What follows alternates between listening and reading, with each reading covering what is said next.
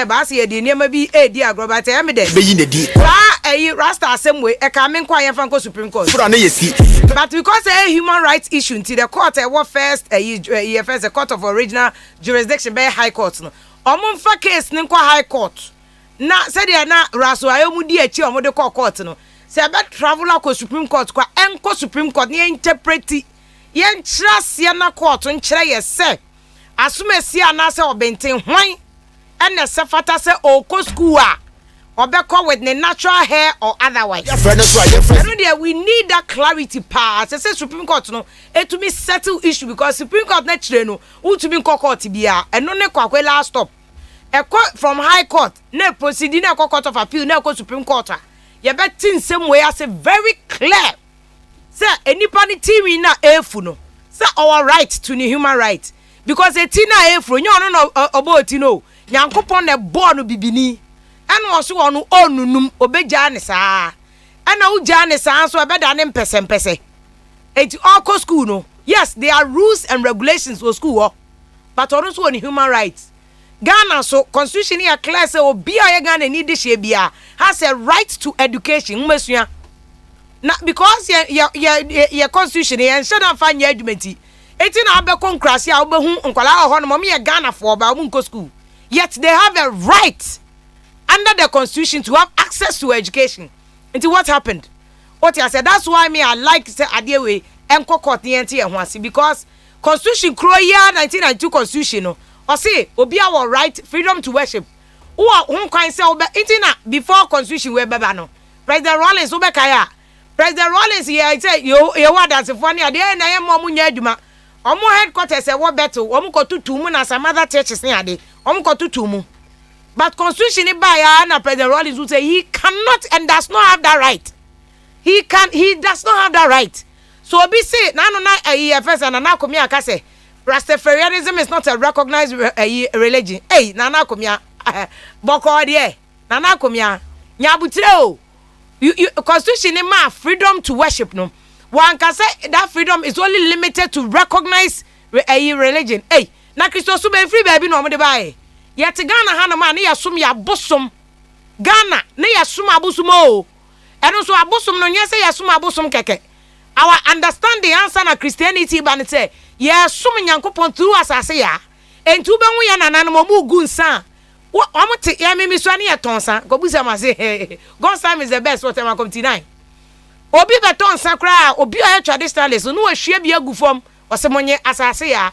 Ukwa himfia na mpanifo bi anim ne egunsa ne ehwe bi egufo se je asase ya ye pajansa no hwesoro recognizing that nyame kesie bi wo ho otwedi ampon bi wo ho okropon totrobonsu bi wo ho asa ne de egufom esemonye asase ya enti ye na before Christo so beba no no mo gidi se nyakopon kesie bi wo ho ba mo nim se ne chiame ene asase ya enti se na komia be ka se right to worship no is only limited to recognition na Ghana ni amamna sana Christo sumba anankremo sumba they are all not recognized as a religion until we made it so enti obisu ono de ne de ne Rastafarianism ano so ne de oso e Buddhisa ano so ano de waso ayade ya enti you have to recognize everybody enti asem no twa not here pam no yanko Supreme Court any interpretation enti asem that is not our issue. Our main issue and yadeti and the be me say we will say it as it is ya beka no kra nyina NDC MPP mon pe no kra ene ya wudi echimo radio no we NDC MPP full soldier why won so dey fanatic on pe no kra pacho echimo radio no cause ya dey beka no kra say dey tiem now there's fire on the mountain between NDC and MPP what we say NDC as we are dismissing Alote Jacobs say you stupid. Let an NDC say don't get ya mo tro de bre no you stupid me to sebe I'm quoting Alote or say you stupid stupid letter asema Alote Jacobs kan no ene ya NDC answer tro letter suspended Atubiga who can Atubiga from 2013 election petition I call Supreme Court Atubiga be can say poor boy from Binduri no akwa cassette ya Supreme Court judges no or call program be no mo ya judges no so de na no ko so mbie na no refi say ono at least o post kakra enti wasemba abonte ebeka oduru court afedi o court mpanifo no hu ne mobo o say am a poor boy from Binduri Now, at to begin this, are suspended. No, according to NDC, no, these are all cases accord to the disciplinary committee. The party needs to strengthen itself in opposition. But you see, NDC is fighting a battle. I me predicted 2016. I me predicted something with Korean news file. Minister Samselade. I said they say NDC free power. There will be a power struggle in NDC. I have not missed my words. And confirm the matter, but even this election, 2020 election, yeah, I predicted this election. Say MPP for sure you better second round. Omusuban journey of first time omu character, they are not going to the ground. I predicted it. MPP for the matter. About what we are now trokan. Election night on UTV, me, Vim lady, mene Dr. Donfe. We predicted areas constituencies MPP be lose. Omu di atemfu soldiers. A friend say mami, Vitamok mami or number 1, they be a metin and cry. Or ye or to me ye me safra no pako si ano anaju. But if you don't like the truth, me I can't help it. Me the understand me can't cry no. I can't help it. So when I put my eyes down and I do my analysis, I'm able to predict any prophecy.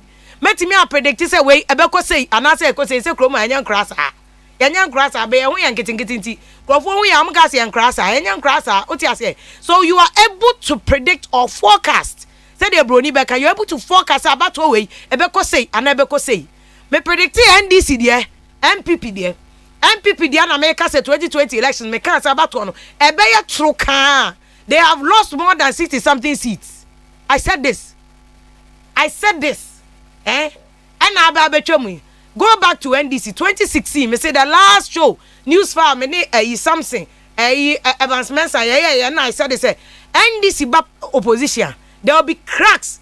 They originally cracks no other but it will expose the cracks in NDC. Now ebema blocks na what NDC muno. Omu nyina be start so omu yu omuti. For instance, ever caucus. Obeka on election night. I abubo about anyway NDC so omu nti ase. That was the first time we saw Do Ajao. NDC former speaker of parliament Do Ajao sitting by the right hand side of President Mahama at the press conference. You see the voter raging caucus what NDC mu. Omu no mu kuta the chunk of NDC vote. They will rise again. They will rise because Busa NDC votarians Oma Tuabama and the most loyal group ever. Any voter raging NDC voters. The most loyal voters, yeah, NDC voter raging. They are more loyal than MPP Ashanti raging. They are more loyal than MPP Ashanti raging. NDC is increasing its seats in Ashanti raging. NDC, to say Usha NDC, omu total vote, omunya Ashanti raging, is equal to the total vote in the whole voter raging.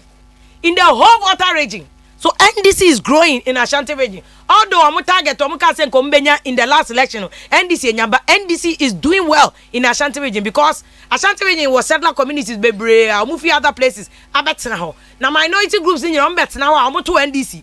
So NDC is growing. And I said this thing, me say NDC voter region, DM pan or mania NDC mu. Omunya presidential candidate that after President Rollins, I'll build the NDC. Ono kra na yire kra NDC mo broskoto na to nchen. Now all these things are going to be also a group be about almost your concern cadets. Almost President Mama make chire mu chire omo. Pink sheet or the court because wadada omo. Now this is what will happen. The same thing happened in MPP time President Kufuor exited 2008. The evidence of it is even said that President Kufuor free power nipa omo buy. Everybody thought they are competent. And I no put the nation one because MPP as a political party my ideology no as a capitalist and as a conservatives. Oja na anu ya omo elected President Trump so be a president ya. Before President Trump second term you dey lose ye. Look at a Republicans candidate omo yi omuti. Some person omo gina our Republican party name. It's a typical sign of a conservative party. And the MPP for the 18 now that comment was uncalled for. It was bad. What you say, it was not the right thing to be done. But at least that shows you that there are cracks in every party. Now make us say 2008 MPP for cracks also done. Okay, that is when the famous Alan Chairman Ashanti caucus. Any other people no so the Ebe Kufuor any Kufuor do camp. That 2008 na sadie we na buy. 2008 in fact before 2008 2007 MPP for Congress, one of the biggest most contested tension filled Congress I may cover in my life, in my career as a media person. ye call great hall ewo Legon 3 days non-stop macra general ni enware because once you move 1 minute you miss the action. That was the most contentious congress ever in MPP. It only to congress and we say be NDC congress unyan Funka games at a meals a year first Nana Kredward my Rollins, one of the heavily contested congresses. In the end Professor Mills say we need. But the point I'm making is that there are cracks in every party. MPP and NDC, one of the biggest party, there are cracks in both parties. Now show NDC more, omo di anu doso. Because NDC who are fancy caucus, ahoy money are who feel that President Mahama buy and where you almost in chain? Kaka sa ahoy book no kochro no, then no kochro where you almost in fancy caucus. Who they should say under NDC, under President Professor Mills wo hono. Now fancy caucus were very strong. President Mills if you hono. Where is the fancy caucus? Now say omuko form. Even Central Region, if you take Central Region, major development bay and under President Mahama, of course, was Central Region. So the fancy caucus is peeved, especially when they know say they have somebody like a Kwame Ahoy. No, Kwesi Ahoy, who can be a future vice president or president. As he had not question form. President Mahama buy happen ye papa from a Greek minister. He was a Greek minister under Professor Mills. And we as a Greek minister, Broskoto near Tono South Africa. That was an agenda. Because no being himself, Blano, Wabi. In his time, a Greek was growing. Yeah, if you are Greek, a Greek mob, a Greek was growing at 0.1%. That is a whole record. He did well under a Greek. Yeah, if you are a Greek, you could have seen in a bar form. So the fancy caucus in NDC is not happy. Oh. They are not happy. I'm reading from the ground. They are not happy. The ever caucus, Volta region, the strongest pillar of NDC. Every President Rollins, I won't see a Volta region running mate there. Once you have Volta region, be a man major position. So Volta region NDC feel that they have been used and abandoned. They use so much. Then let's come to the other people. Even if you go to the Northern Caucus, President Mahama or you're going Jenny, and to the other Northerners, accusations, including the accusations that were made by current Speaker of Parliament, Right Honorable Agman Sumana Babin. And I remember me and Emma Mireille and Vinia Masao. Honorable Agman Babin under President Mahama Ebeka say, or no pay access to President Mahama Onya. Okokanya Mudin attempt say he's spewing rubbish. No see you. President Mahama by I have family and friends. And that is why they know you elected Babin as Speaker of Parliament. Me, I posted on Facebook say, hey, if NDC feels that Babin is for them, forget it. Babin is not for NDC. He's not for MPP. He's a man of his own mind. Sapapano, he's a man of his own mind. Babin ono the NDC for the ayano kra no munti de ayano onemosre. They threw a Babin away. They made Babin look like a non-entity. Babin. Nanda Babin is the speaker. Anano. Asamo kache onobu chairman sabos on the floor of parliament. Na Babin pim MDC for kutia o. Or call masem no mante. Or so our number 3. Musumo number there. Babin, honorable Babin, or see they say Ghana or number 3. Number 1, President Kufuor, number 2. First Baumia, number 3 or no. What's your number there? Or the NDC for? Not or the NDC for. Money number. If Babin no cry. Sekonya, me say as speaker he can do so much damage. But why do you know temo? Na mo de mo twen 2024 beba any ebehu. So NDC muno there are cracks everywhere. Me see Keda for no. Say after President Rollins, ye ne see enchen wo NDC mu. The cadres have been sidelined. How many times do you hear about Hudu Yaya? How many times do you hear about a friend say Totobi Kwachemone? These are NDC apparatchikis, NDC godfathers. You can't do anything without them. If you don't bring them around you, you have lost. Say 2024, me I have said NDC has a bigger chance of winning 2024. I have said it. And people vote dim attempts, but me I don't lie. Me dey me come again. I me dey member you V8, member Joe Hey, member Joe Dine. To me come there with my clear conscience. Oh, pa catch him some abuse, you can prove it. Me dey banchini mako now. Me don't hear any gari crowd mediada. I don't care. That's why I speak my mind. I've spoken my mind all these years. President Mahama Tia Konya say, hey, I call you V8. President Mahama Free Konya say, if you are MPP, you could find my friend if you are NDC. Me, I speak my mind. But be a better be a not talk. That's it. I'm saying that NDC has a better chance of winning 2024 because 8 years biano a changing government, but MPP because it's breaking the 8. How do you break the 8? One, come back to MPP. You still have this Alanchem, President Kufuor, Nanado Kokoso, Ewuyo, Ewoho. Once a net Baumia releases statement, say posters now about Bontena. Omade Baumia posters for 2024 and Kofunya and Yomwa. Oka say Baumia was say. They all know Agas or Babeka. Okas or Babeka. You think say be John? No. What's your politics? Baumia buy for front now holding politics. Say what me say research at University of Ghana Legon for you see the most popular politician. Baumia now. The most popular politician. Baumia Mati Baumia cry no Johnny. But Baumia take NDC for now say na Baumia na the swag level no swati. But first opposition Baumia de bia and then the figures and the numbers of fire. So even in MPP, this President Kufuor Nanado factions and call ye and the Nanado's government omu winning 2017 make already also say Nanado a sidelining Asante na war party nimuno and one marching for juicy positions. Mami bi a chimney be frame phone to didi matem. Says ya busa wo say den Nanado where you attach heavy adumanim. I don't know where you achim for ni bi. I don't know if they what to achim for no so. I don't know what it is so. Busa I den Nanado what to achim for na one aban ni no so. Because you have to listen to the grassroots. A top no. Juicy positions, so right now positions are very strong. Ministries are kesi no. Yenim traditional ministries in that the finance, works and housing, trade and industry. Any are they na here for the war. So that factions is still there. And we na Nanado on these 6 months crying in his government. Confirm 30 year poster. And your poster obiaga choso ni mo omu for agents. They are testing waters to see how the public will respond. Me, I've already said, Mr. Baumia is a fine candidate for 2024. Say, MPP for person munya match for Mahama. Mr. Economic Intelligence Unit report on the Abamsio. NDC be winning ba without Mahama no. NDC cannot go anywhere without Mahama. Says here Mahama anymore. Juan Amukofano. There is no better candidate in NDC than Mahama. I just said a former tour bossy.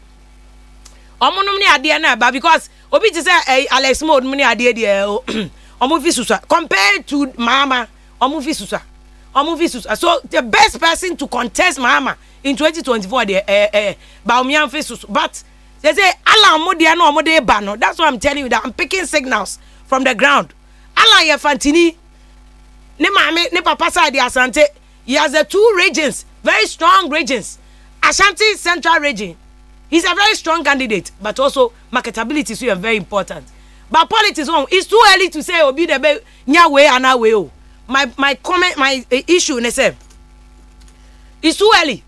China kosi 2023. Then we can do a fair assessment on the ground. Ebi kura bedu okra na ala na say pusha basro. And our candidate be from nowhere asam basro. And our third force ya Ghana for can, which is what I wish. Ghana for get a third force and let's push the agenda of a third force and then Gyaso. You may hear assembly in go on when I can. There's a Keda group on say NDC form for pink sheet in because I'm caught on for pink sheet be a uncle. Now are they a true Keda group? And now confirm a share chain almost so much and one more casana. We want to find all those things out. And now I'll tell you because this week in our trend, I must say, let another party for a man on air stupid. Me wa executive, NDC Nimpeni Fonibi from Central Region say, Omo Bachelor Alote Ase. Alote Jacobs, Omo Bachelor Nase, is Adaya Omo say. Alote Jacobs or Kwa Uncle, Omo Pekete Wesi, Yadudu Rera. He's a black sheep. Omo Central Region for the statement, Omo Deba, Omo say Alote a black sheep of NDC. Omo Kraman and Komo Pena Pamono Dada. Alote you call here 2 weeks in it. I'm sure for where Gyaso, but can you on the inside filler and a era Nyaho Tamakro, doctor, Nyaho Tamakro, doctor, Nyaho Tamakro, good evening, channel, and the Anene Casana for Edni Naba, former parliamentary candidate for Okpon, Kataman, so Miami constituency. Me constituency is Nelson, let me tell my phone, me what East. I work on Catamaso constituency. I will ningo pram constituency. Me nena baby asana kwabre. Any a yina do to be constituency. Me jinamu o baby alai. Ya me de ensem no bro. Itu aba hopsi adoye. Ewo I say hopsi besa kotema. Pon Catamaso. say wa abandon idea ni say the obekwa contest national office o eno so ye bewu ni nyina ye ni mpanifo aka enso betwetwe enkomo baba jama deputy director legal Emma NDC amanyoko ye ne betwetwe enkomo say what is happening in NDC say mo pamo mo opposition 500 votes to kra mo anya mo pamo mo nkrofo be de na mo anya bi ade aba be kan we look at all those issues near the nyina so abremo Gyaso dwumedie eso live issues trend dey wa wunim dada anobu abamba be ase ma o so ye number 3 chairman sabo to tiase otumi ko shepo chairman sabo so Ghana ha uni number ono babin number occupy GIJ school aye chere journalism any the right to speak and have free speech mo school for mo fair hearing much letter without even consulting the school seriously. That is some double standards there. I resign first. NDC. I will take Jacob so see NDC for crime. Marry crime. Me my jai party ni like that. Moti ana mo beje fans just to please your party full soldiers. Mada cry. Ekufuado increase parliamentary budget after Babin threat. Yeah. Honorable Babin na make an papa no a powerful keke. Yeah. Ohunem na peje Ekufuado we increase parliament omo budget ndi amo pepese. Mo de mo fa music anko. Ka wa beti 137 they say if you don't play ball they can just stifle all your projects and now UT Bank Unibank probe so babin chairman sabo say babin anya ade say omo dey asem na koto parliament say parliament and whether they have the mandate or not we don't know. Oforata faces appointment committee second Oforata and akopon adom ne ho aton ye do trade ampo ase nobody deserves to die in this world ne ho aton awa baboko nti afa na okọ appointment committee anim na as finance minister ne yahwe na we mo try na man ko busa no question dey break because ono oyare MPP to start fresh registration of its members John Bodu and Okanza na John Bodu nye dey here ni o fresh registration John Bodu nkofo no wo issue na me John Bodu no madam futi am pese me fire ni bebre but I say me fire ni kakra nkofo ni wo issues MPP no say am so am call rounds nationwide to judge and find out from people say why their votes reduce very necessary.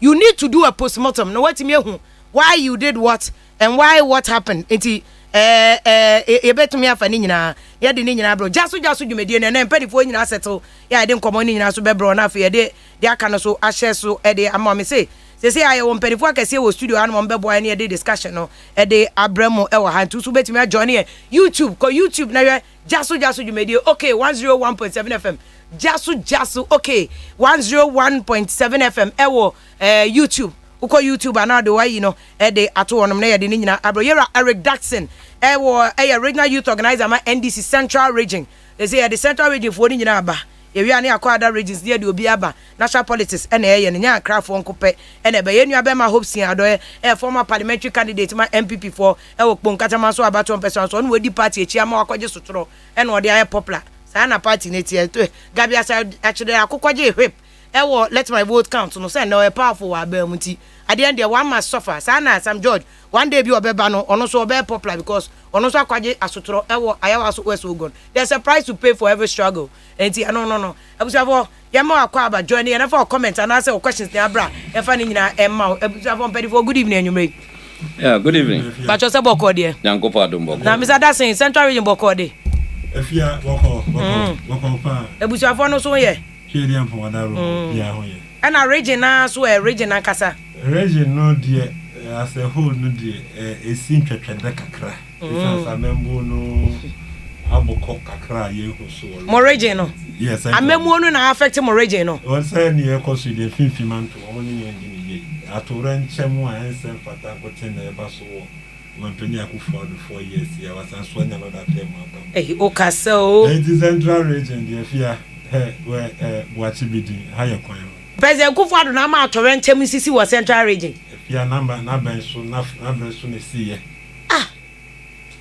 na benso na President Akufo-Addo anyame Afia I am not here to talk about divinity I'm talking about what I saw say na membu abrenso na atore ntem ekukudam sisi wo Central Region okasa o nti na I'm trying to find the correlation the relationship between Atorenchema Esine and President Akufo-Addo or Jubilee it is assembly or Central Region accident see and BBC and or heading Evia you are just trying to find a wedge between President Akufo-Addo and this because I must say finfi man too they want to days and some member nin koje And if you think President Akufo-Addo should be blamed for that, it is your own cup of tea, not mine. You have an opinion. 2% I'm asking you a question. Men can't be there. Me busa a question. Debbie. My job is to ask questions. Me busa a question. Say, what's the President Akufo-Addo address? To interrogate your questions to be a little bit. No. To be a little. Una akofaba. Me man ka we wan say bia. You go hopsi. Ponkata maso e boko there. Nyankopado. Send this if waji omu sit. Sitting there say omo de enti no. On say kakra no yeba. Ponkata manso on say dynamics ni change ho. Abeko omu twemu awo ozan. Omu twemu mo. She dey say na again. Oh, what is the vote difference between NDC and MPP? Obikita seat. You feel say a safe seat. Well, lose by 10,000. Yeah, dear. That's your 10,000. And you move but your last elections, your parliamentary candidate, and 27,000. Maybe 39,500. Okay, Mahmoud. You more honum. So, only say within the anti-man winning. The nanny who has and give a winning. The anti-man winning. But ye Juma, ye de a yakam. And I said, Nana Wokano. Up party the net dosun.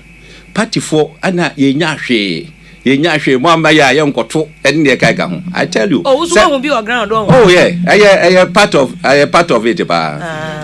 Obi say oh me akwan you say ni refi kura say MP no otiso no. NDC MP watena so 16 years. Wo mo de ni omuni man say o mo say MPP na wa ban. So ho ne eje no. Eti kwan na ada hoda MP na njima nyina no. Ye de ho abufuo no aba besoa wo. MPP no. E ka ho bi pa na. E ma no ba sa. Na say campaign ye de. We say you know who say guy. E to bre ko na won te say NDC mpo wo.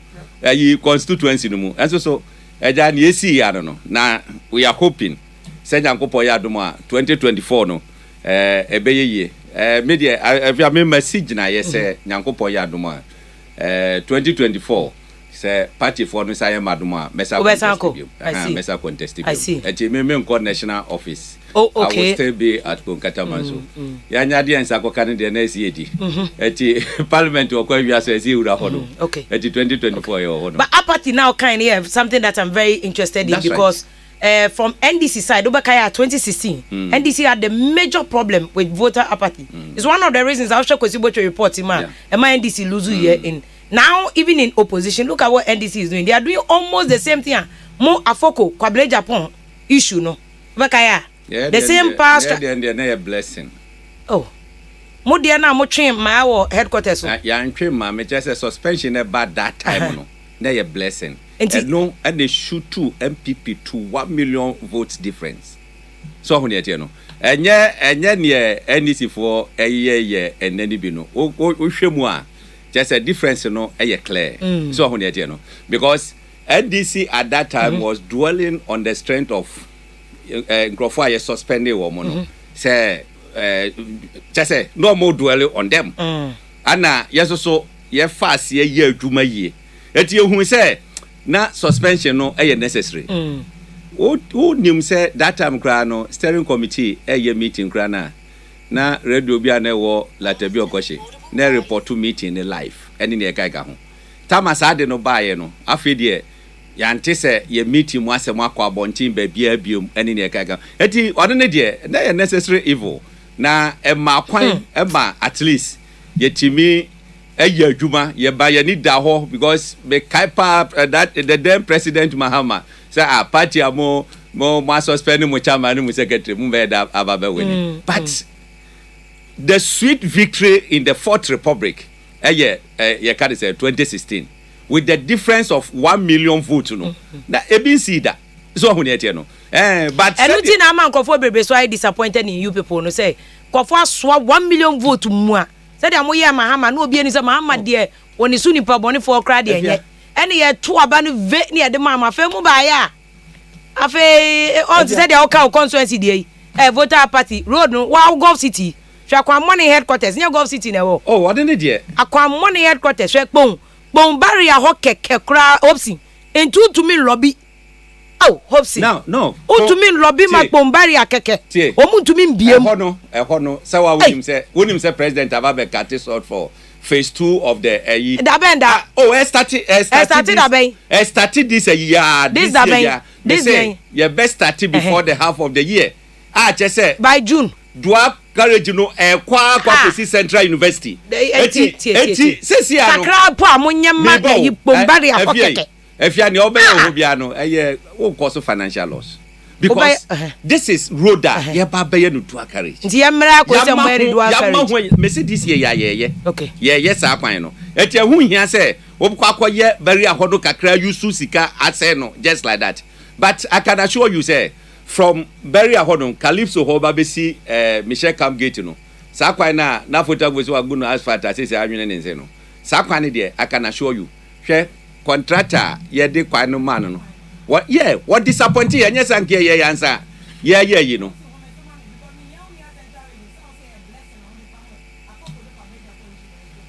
One more coin, the blessing. Shira. Maklo and Cheche and Komo me pese ba because I want us to compare NDC ne MPP because here postmortem mumu enu nyina some at MPP for osafma for monam round omo ye investigation to find out why mu vote no so teye and they be solve that puzzle e wa hanim say Dr. Nyaho Tamaklo senior MPP ne ono kind of cre he says it as it is MPP Oni MPP. Nyaho Tamaklo MPP. No nya MPP. Why MPP? No nya MPP. Say Mum peno kra ho. What say? Mum peno kra. Doc, what MPP? Why MPP please? Nyaho no mo ti MPP now. Nyaho mu ba ye no. Me ka se do oni mo. Nyaho mu ba ye no. Me ka se do oni mo. That's why I did that. Fine, let me ask you. What does he see? One day on your party ni bio. Let me ask doctor. Doctor, good evening. Doc, I hope you are well. Doc, I'm not hearing you on air, so I want to hear you. Hello, Doc. Yeah, I can hear you now, but your line is very faint. I want to get you on air because your call is very important to us. Hello, Doc. I still can't hear you. I also want to. Hello, Doc. You can hear me clear, but I am not able to hear. I want your voice to be on air so that they can all hear everything you say. Hello, Doc. You are still on air, but let me call back again with another line because we want to hear exactly what you say. Dr. Nyaho Tamaklo, Penikese, now Hobson Adoy is contesting whether or a true MPP or not. Hobson. Whether he is still MPP. MPP ni. Make us know on MPP ni.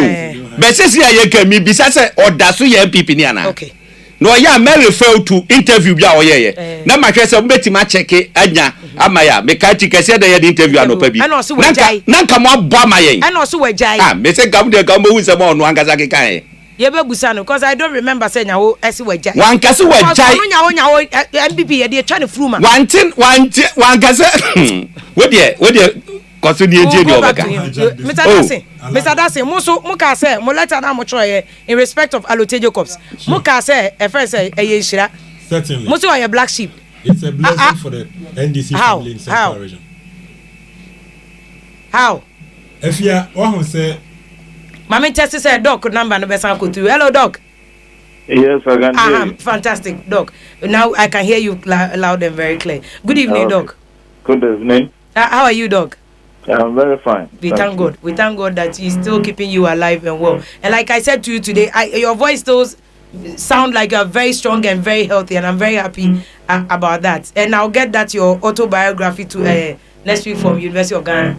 Doc, are you still a member of the New Patriotic Party? I am a member. I am a member of the party. I am a founding member of the party, and I will never move into any other political party. So your dues are still paid, at least they are up to date. Dues not up to date because I have not had the time to do that. Oh, okay. However, that shouldn't be a problem for me at all. Okay, so Doc, I'm asking this because somebody is raising an issue that you ceased to be a member of MPP in 2016. Did you ever denounce MPP in 2016? I have not. what happened a couple of years back was that I came out openly to completely condemn the suspension of our national chairman, elected national chairman, elected general secretary of the party, and elected national second vice chairman of the party. I thought that was undemocratic, and we have to reverse the decision. That was not done. Based on that, I was also suspended from the party. But I don't take that serious. Oh, they suspended you from the party? Exactly. Because of mere comments that you pass? Well, to them it wasn't a mere comment. But did they write to you that officially you've been suspended from the party and quote the constitutional provisions in the party that you flouted? I had a letter, but the letter was not from the national leadership of the party. The letter came from the region, the Greater Accra region. I see. As you Doc, this evening I'm calling you because of this whole issue in MPP. The similar thing is beginning to rear its head in NDC. Now there's a race for 2024. A group called this organization, International Economic Intelligence Unit, has predicted the 2024 elections for MPP, but NDC. But they are saying without President Mahama, the former president. Now looking at your own MPP, there's been posters all over the place in the last few weeks about who will lead. There's been posters from purporting to come from Dr. Baumia. He has denied it. Posters purporting to come from Honorable Alan Chamati. He's also denied it. One from Honorable Agric Minister Afia Koto. He's also denied it. What do you think? Is it too early? What do you think? Is there a power struggle in the MPP? No, I think the party has a constitution. And if we go strictly by the constitution, I don't believe such incidents in might occur. The party at the moment, I don't know how it's being run, I must confess. But if we go by the constitution of the party, there shouldn't be any difficulty at all in this. We have been in government before, and I think we have regulations, for succeeding the incumbent and how we go about our elections towards that. So, Doc, these posters, should they be encouraged or discouraged? Because they are already out there. Although those who have been mentioned in the posters have denied it, but we know politics, sometimes they can deny it, but they probably will be underground testing waters. Should they be encouraged or discouraged? Just as I said earlier, the party has a constitution. And the constitution takes care of all this that you have just mentioned. So if the national leadership of the party is working very well, they know what to do. Okay, so let me ask you, Doc, how do you assess the performance of MPP so far? This is the second term, so they are having 8 years, 2 terms in office. Compare that to, I don't want to say compare it to President Kufuor's 8 years, but how do you assess their performance as a founding member of a party that you hold very dearly to your heart? Are you happy with the performance? It's not a question of being happy or not. It's a question of promises made to the people of this country. That is the most important thing. Promises made to the people of this country. And if these promises have been fulfilled, if they have not been fulfilled, then the people of this country will definitely give judgment on how they find our part. That's all. Doc, are you saying that they have not fulfilled all the promises they gave the voters? What I'm saying is that promises were given. I want you to listen to me carefully. Okay. Promises were given during the campaign. And the question is, have the promises been fulfilled? Mm-hmm. And the only people who can assess that or give judgment on that are the ordinary Ghanaians, whether they have really seen anything done or not. That's what I'm saying. Okay. But you won't be able to tell us your personal impression or assessment? I will not say anything. Okay. So Doc, let me come back to the 2024 Do you have any predictions? You are somebody who has studied politics for a long time. You understand more of the political issues than I would even say myself. You know, how do you assess the 2024? But let me be very frank with you. I want to be very apolitical. Okay. I think I've reached a stage where I must be apolitical. And I must be in position to see exactly how I see this country going. 2024, if we are lucky and it happens, I'll be happy. But looking at the situation of the country now, politics has become a money-making enterprise for all parties. And that is becoming a dangerous thing. I at times get surprised if my colleagues don't see it. Go into the streets. I am always out. And when you mix with the ordinary people, the bitterness in them is frightening. The bitterness in them is frightening. Just when you spoke with me earlier on, I was just from one of the what you call less privileged areas in Osu. And what they tell me is frightening. As I said earlier on, my only hope is that we shall be able to be in position to have an election in 2024. Because almost all the political parties have totally diverted from their core duty. Oh, they have all diverted? Sure, completely. As I said earlier on, politics has become a money-making sort of industry now. For both sides? There have been people for both sides. I'm talking about politics in general in this country. Okay. They all do it. There have been politicians in this country before who were selfless. Totally selfless. They lived and died without amassing any wealth. But they served the people. Now it's not a question of serving the people and seeing to the interest and the benefits of the individual in the country. But individuals who are political leaders or are in politics. And that is dangerous for this country. Okay. So you are saying that in your days, the politicians in your days were doing it without getting anything, not buying cars, V8, houses and all that. But today, the crop of politicians we have on both sides are just in it to make money, not to think about Ghana, not to do anything for the benefit of the nation. I think you are in the country yourself. We have seen other countries. We always talk about Malaysia. We always talk about Singapore. Yeah. These countries are our counterparts years back.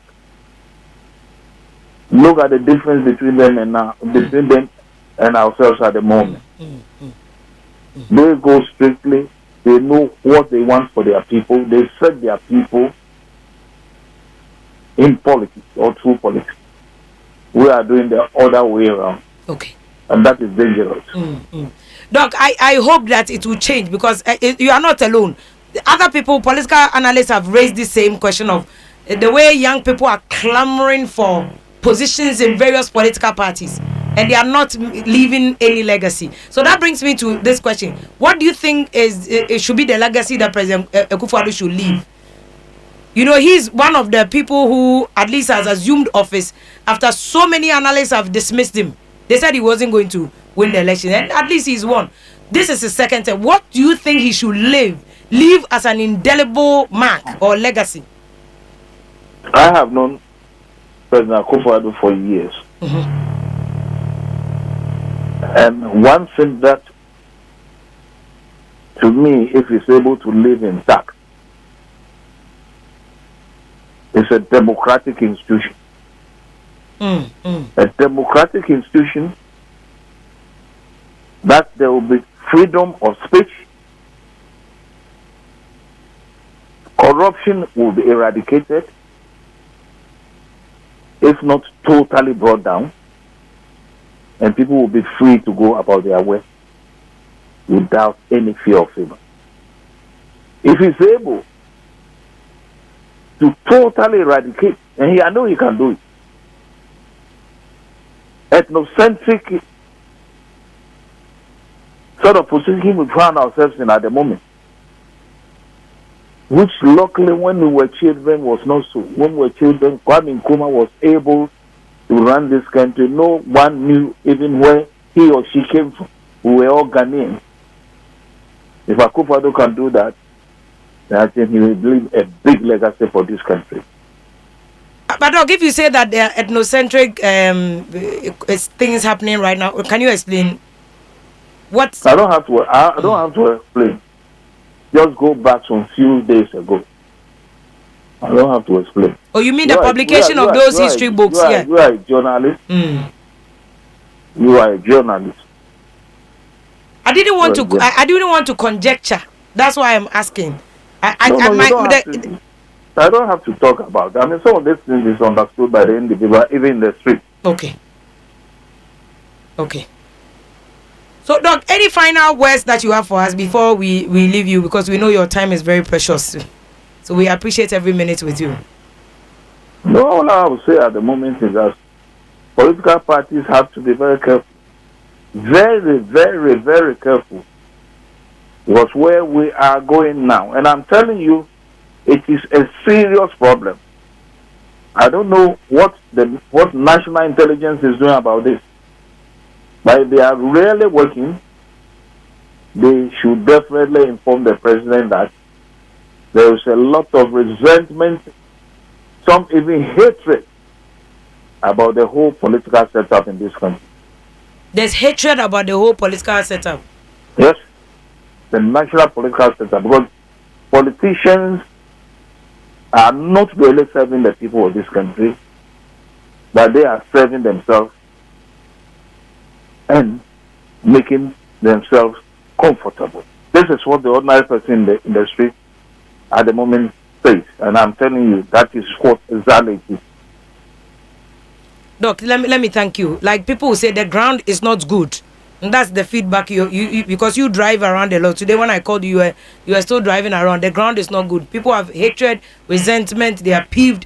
Your son Hobson Adoya has said there's serious apathy on the ground. But sorry. Oh, there's an apathy. Mm-hmm. You said there's an apathy on the ground. Yes, that's what he said from party people, the grassroots people. He said he knows that there's serious apathy, and most of them did not either vote or campaign for the MPP. Okay. I'm so grateful to you. I'm grateful. I'm more grateful, Doc. Thank you very much. Thank you so much. Dr. Nyaho Tamaklo, any chiching common, say founding member of MPP, New Patriotic Party. Or say no credit that so a jai party. The party no suspending in 2016 and no cromo de letter be nearby, which was not on the head and the letterhead of national office into Hobson. Oh, answer nan way no. He's a founding member. David, I know Afia, me no when you know ho. Tie party no. Obia or polling station. Akufo-Addo or polling station. The polling stations are suspending na ya suspending. All you can do. And they say be oba appeal to constituency. Constituency suspend why you suspend no. We bet me appeal to region. It is a region as suspend no. That's why I appeal to national. What that so I was suspension. You are not part. What you say? Campaign aye nyina da ben and I say one day. What fab a year can say we jina radio sukra ka say oh Akufo-Addo is going to win and I say MPP we are going to MPP for amoto abese ko bia na be e man no friend ho sa ye can say man I'm founding MPP no o say Opsi na we what's na me he na me hear say Opsi me say me hear say effective baby na oba yo oh say mistake let me correct it today. Everybody listening to me. I started 1992 in Senate constituencies. That's a me and Chemu. Senate. Yeah, let me a teacher. Me a head teacher. What I say? What do I start here? Now NDC and now MPP. MPP. She Magizo 8 year. Magizo and I me betcha dear war Agomeda. And I me koko support no. Okay. Me support no. That was the year 2000. Okay. Magizo dim say presidential man to ama NDC. What dim? NDC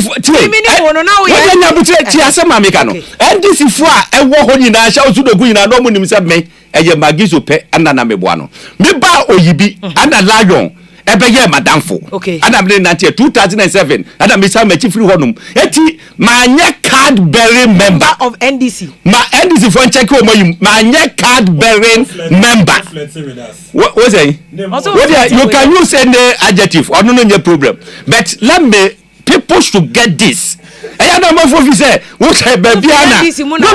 that's not a Bisabrekum 1996 niye honum akedi to so champon bisano that same time first at Sustra meje wo ye ka say politics mu meje no asoanse ya no dey say me kai what you say meje no asoanse eti ya na man for office home see free be pen wo jampo me kra me ha me ka bi so free NDC na oba and na me kira minimum wo yibi no say na minimum that time na me say that time na be ba hodomo a me ne afotabo ebebe ye friend what you say eti no wonye NDC ni card okay fine yenko ayi first say nyaho asem no so Mr. Dase member so back o say nyaho nye card bearing member me say who decide so what you do see there no guy o say no dey onya na what you do say there member what you do sir we there member una say membership is not about who say 2016 you suspend you na answer na obetimi ateki any active yibia in the party obeka say you member no it is say we 2-year paid you can say we won't you kra no ese we 2 years to the current state are you way as a member okay. no betima ka say yes we a member what you say na okay there this won't you be that or no was suspension yes or more funding party no you were part no so doesn't mean say let just say anyone no that be okay what you say all the funding members in no all of them the way they behave the way they protect the party the way they talk about the party and in the ekakeka ho na obi aye bibi o party mu they am suspension say baba bonti aba be cassette ya na one now your funding member now what take constitution no ase article 3 of MPP's constitution say we a member decision be a party no ebe take you must support it secretly and publicly. Now your family member now me jam want na say ya minia onye party ni o okay what they say about reverse suspension no onye party ni e tell mamu introduce no and na MPP guru e dey be guru Opa bicho. We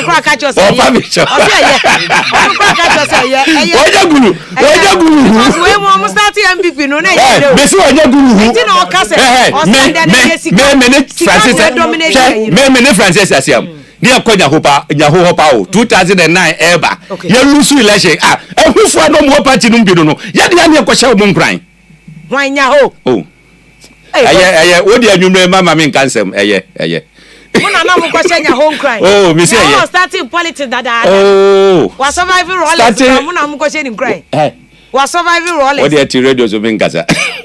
Come ma 1-2 examples are what there okay. Mr. Dawson, the same are you doing the same thing I hope see no more MPP now no. Waka nya ho asem. We have a different tradition. How? We are a congress.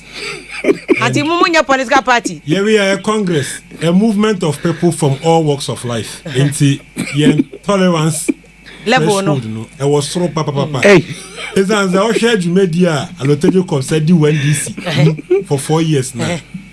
Sasubaino, yeah, the dia or do you call MPP? Uncle MPP, but he was clear. Sister, Uncle MPP da. Supporting another neighbor. Meeting Freeman Tom in 2020 elections. And at Chamalo Jacobs. Or your advanced party Akufuado ne campaign.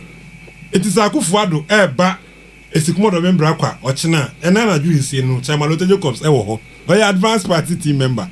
Or share a memu akutupa say Omunko MPP platform soon defected to the NDC. Our evidence. If the young men he contacted are there. Near me kind say Sa soon no or they call MPP more hopes no more. Or messing up work no.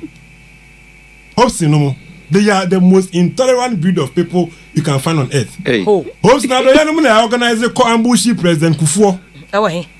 Emra Kufuor can sobe attending Mahama inauguration in 2013. Ask him, he's there. Only they threatened to pelt him with stones and pebbles. Only mebu on kasa mebu. Eti me 2 million penny aloteju cops for. Say yenne tunkwanta ya pai. ne mum baby okono onkot no na reka wo ho no hwe ne ho ye na it looks like your former chairman, he's a creation of the media in Accra. Oh, he's a creation of the media in Accra. Certainly. How so? He is not worth the accolade amano in the eyes of the Ghanaian public. Hey, when he was joining the NDC in September 1996, near to your party. I'll join in September 1996. In September 1996, 4 clear months into the 1996 elections. Nana Senya Krana, your copeno crabia, and first regional chairman Kofi Minta, and lawyer Edu Yeboah, the regional secretary then. Yeah, Edu Yeboah, Madam for chairman Alote into the party. I tell Edu Yeboah Alote. Oh, I'm telling you, in 1996, September 1996, he came in the company of Auntie Faustina Nelson. That time, Auntie Faustina Nelson was the women organizer for, I think, NCP. No, sorry, or Veranda Boys and Girls. One Mr. Tibu. And Omujion because NCP in 1992. 96 or 7 NCP was 1992. NCP I'm telling you. Now that I know when you and you will be a NCP was 1992. 96 NCP knew what that from this party, it became decimated. By who? Wait. Rollins in a corner 92. Then Aka became the flag bearer. That NCP. Oh, Hobson. You see, because they became part of the Progressive Alliance. 92, Alote was not part of the NDC. David Pacho, Nasa Besena a Progressive Alliance. There was an alliance that President Rollins put to. The alliance was just by name. The Progressive Alliance was formed in 2000 by President Kufuor. No, 96. No, wait, Hobson. It was not 2000, 96. 2000 ran off. Kufuor formed an alliance. It's not true. Oh, stop being. Hey, no, that's an Awusa. We are not talking about AGO. We are talking about. Progressive Alliance was 1996. Hopefully you were here. I was here now. Okay. That 2000 Kufuor Luna winning elections. Yeah. And then Kufuor Luna winning. We are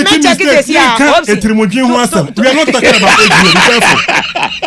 I'll check because I'm aware of Progressive Alliance. Progressive Alliance. There was no political party. Progressive Alliance. No, yeah. Now my hair on the ballot paper. Political party by the coalition with Progressive Alliance. Okay. You are making a mistake and deceiving the public. They didn't contest. There was Progressive Alliance. There was still. I register on the ballot paper. No, they were not on the ballot paper. So we are talking about political parties, and you are confusing the listening public. And I do your money. NCP never papers. NCP by papers 96. Tell me. But I cannot the leader of the party. That time I was a presiding officer. And you know what I'm talking about.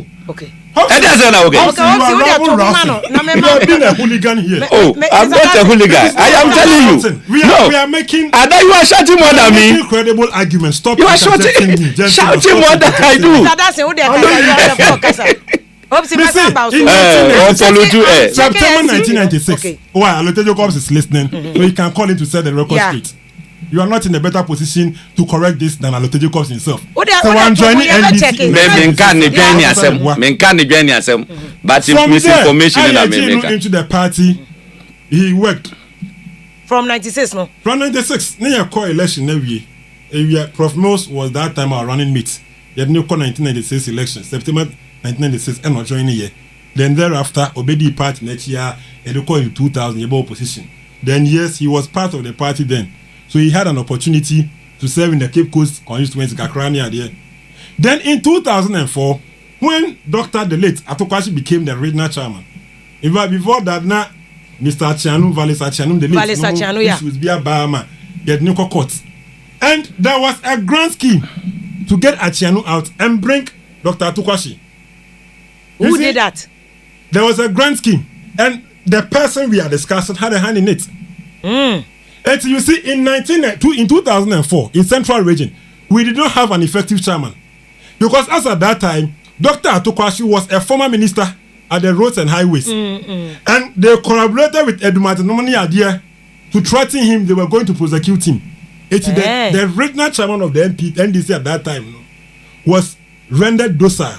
And a man chairman because he was a pet of Dr. Atokwashi. Hey. Anna, Obaya Director of Operation. As Director of Operation for the NDC in Central Region in 2004, we got only 2 seats. And Alote. Under Chamalote as Alote Jacobs as Director of Operations. In 2004, Theophilus Malanga of Aguna East, I didn't know independent candidate. Party pick up on parliamentary candidates. They sent it to support Theophilus Malanga. I'm telling you, sir, somebody is a creation of the media. We respect him to a certain level for whatever he said he has done. But you see, in this current age, my through a challenge, our farm party poster da. Our farm party flag da. Our house to house campaign. Which son of Alote has been physically involved in the activities of the party? But chairman capacity is measured by the ma. Me will say, a single contribution is not bigger and paramount than anybody. Okay.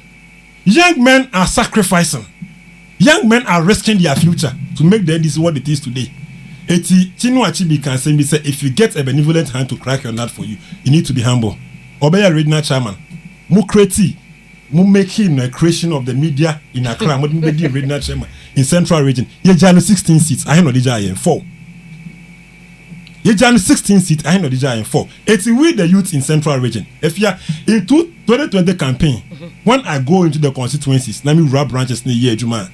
E mebunu upuso mo mpusu. O catch from some sorry ko ye juma. O catch you say, o say you. Na omo e na mebe from some ko ye NDC juma. Na party ni ba power. Sama o tejo course na ko ji appointment. E di ayeye. No move your bet na TV ni radio so asopa o mo na. Ensida. It's the decision to dismiss him no. A renewed energy, a renewed spirit. Abeshe NDC amanyoku mu. Amanyoku no nimba. And can come in Central Region. And they are prepared to go all out in 2024 because they know very well say any pebi no woku ni mu aye gada no scatter no. He's no longer there. And people are talking about numbers in politics. Politics is no longer about just numbers. It is about positive numbers. Hopes Nadoye knows.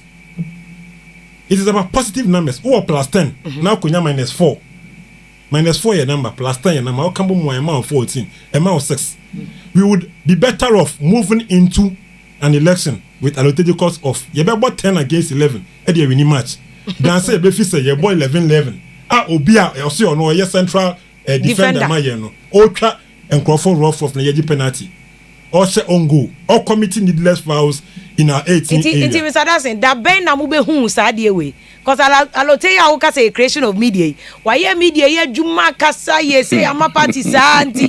Mwa hu ne bone no. And na mahu sa enyama we a chronicle nyina afa na mahu. Afia, I worked with Amalote in 2016. Okay. I was a deputy regional youth organizer. And yes, minimum from a distance. Meaning what na say aye party adwuma. Every other regional chairman na me a deputy regional youth organizer. And some of us, we came into executive position in this party at a very tender age. My branch secretary, I branch youth organizer. I am constituency youth organizer for 2 terms. I am deputy regional youth organizer before I'm the regional youth organizer today. It is the party in Central Region, you know. I see myself also as an institution and an authority. And I know every character in the party. In 2016, the resources that came into the party, Mubisa Chamalote said he handed over notes away. Which account did he make to the party people in Central Region? And near my the the resources he received, and also make a chance when your resources be the resources that were brought into the party. I had the fairness. Metsi work radio Kasafidi Bisu say or can about campaign launch. No, is it? Yeah, campaign manifesto launch. Now we okay kusno. It was campaign launch. Manifesto launch. Okay. Campaign launch said he was sidelined and other things, and that after he had filled the stadium. In an overwhelming and an overflow manner, no, he needs in chain. Whom is such a malotejo come say, Mr. Budget Ben or ye free Cape Coast the bank crime. Oh, yeah, budget, we are budget Ben or the free Cape Coast the bank crime as the regional chairman organizing program, no. In that budget, Mumbisan say, meat pie and no car so ye. Meat pie. Malotejo cost budgeted say, meat pie and Koteno, ye 30,000 pieces of meat pie at the cost of 5 cedis. Meat pie budget in Kwa was 1.5 billion old Ghana cedis. Hey! And na penny Benetton can this budget will be free Cape Coast bread. Mbacho Tobo breaking it down. Mbacho breaking it down. Mbacho Mr. Dancing break it down. Meat pie. If you out here, Me also me dey me perfect and better possible. Me person me misquoting. Me person Ghana web for. Omu tie pa. Amanfo so omu hu nanim ti. Mo betima set yi ni. Mo set ni ye ma amanfo hu nanim. That's why we are Sunday no kwatena UTV because pastries company work Ghana ha. I want the capacity to produce 30,000 pieces of meat pie in a day to feed people who come for a program. Oh, but Edinkra pie have the capacity to produce 30,000 pieces. Yeah. Don't over exaggerate, please. Oh. Sir, sublet there. 30,000 pieces. Edinkra for you industrial machines so. Me see, you see. But me percent no may I go back to the cost. Yeah, meat pie 1.5 billion. When you get closer to the party, they may be able to produce the budget. The national executives at that time will not have a copy and they should produce it. Okay. But we are always say 1.5 for how many pieces? I was a member of the committees. Okay, now for how many pieces? I was a member of the Central Planning Committee. But you pay how many pieces? I don't want to discuss you. 30,000 pieces at 5 cities per one. Okay. It's you calculate I should be 1.5 billion. Okay. If my math is correct. Okay. But the American say Afia, if you say you won wo ho and start saying na nyepe. Hedi ampo Nyankopon wo kwan fa so hira wo bia. Na emom so obi turu kohwe nkwan, wo nturu ni kohwe. Samalote Jacobs is a creation of the NDC. He is whoever he is today because of the NDC. Now, Koto Sabua Kraman Etia Pataswa, Enipa, and a page and a DC. Eti say, na or say, Nebonjo. Ask Samalote Jacobs whether arrangements were not made for him to meet President Mahama after the 2016 elections. My arrangement man to go share. Missy Bisanese one could share President Mahama. And what happened? He should be able to. Because, you see, all the laid down procedures are yede ebe settle grievances of our people with petty issues were followed. But clearly now who say sunsuma woni mu no efrim na ne do akwa she baby oh nipa bi wo mo amuntumi na opposition nipa bi wo mo amuntumi nkwa ahokire ene nsohwe mu. I'm not saying he's one of that type, but clearly no say oya regional chairman pana okọ into an election na say ye ba into opposition na ending and sa okasa asesa and you dance to the tune of the very party who's not a mo twen abo so and I hope senti ha I hope so okay the very damning statement and comments you made about Amalote Jacobs out threatening so basically will court. You remember that? Because he said may comment when you accuse Amalote Jacobs and I can put the story may accuse Amalote Jacobs may you tell what he true over narcotics and money laundering. It was not narcotics. It was a story. It was not a narcotics, but it was money laundering. Obi na did narcotics bata ho. What you say? That's how you took wine. That's it. If you say we get more than $10,000 or why you bet you. So you say. Also declare. Yes. That is ya chinu ye or money laundering. No be yes story no. Me you na be sure the two or no. How can you there? Oko ka Lote Jacobs asem. Oh, to be frank with you, I said it because na me am hu di papa tinachi.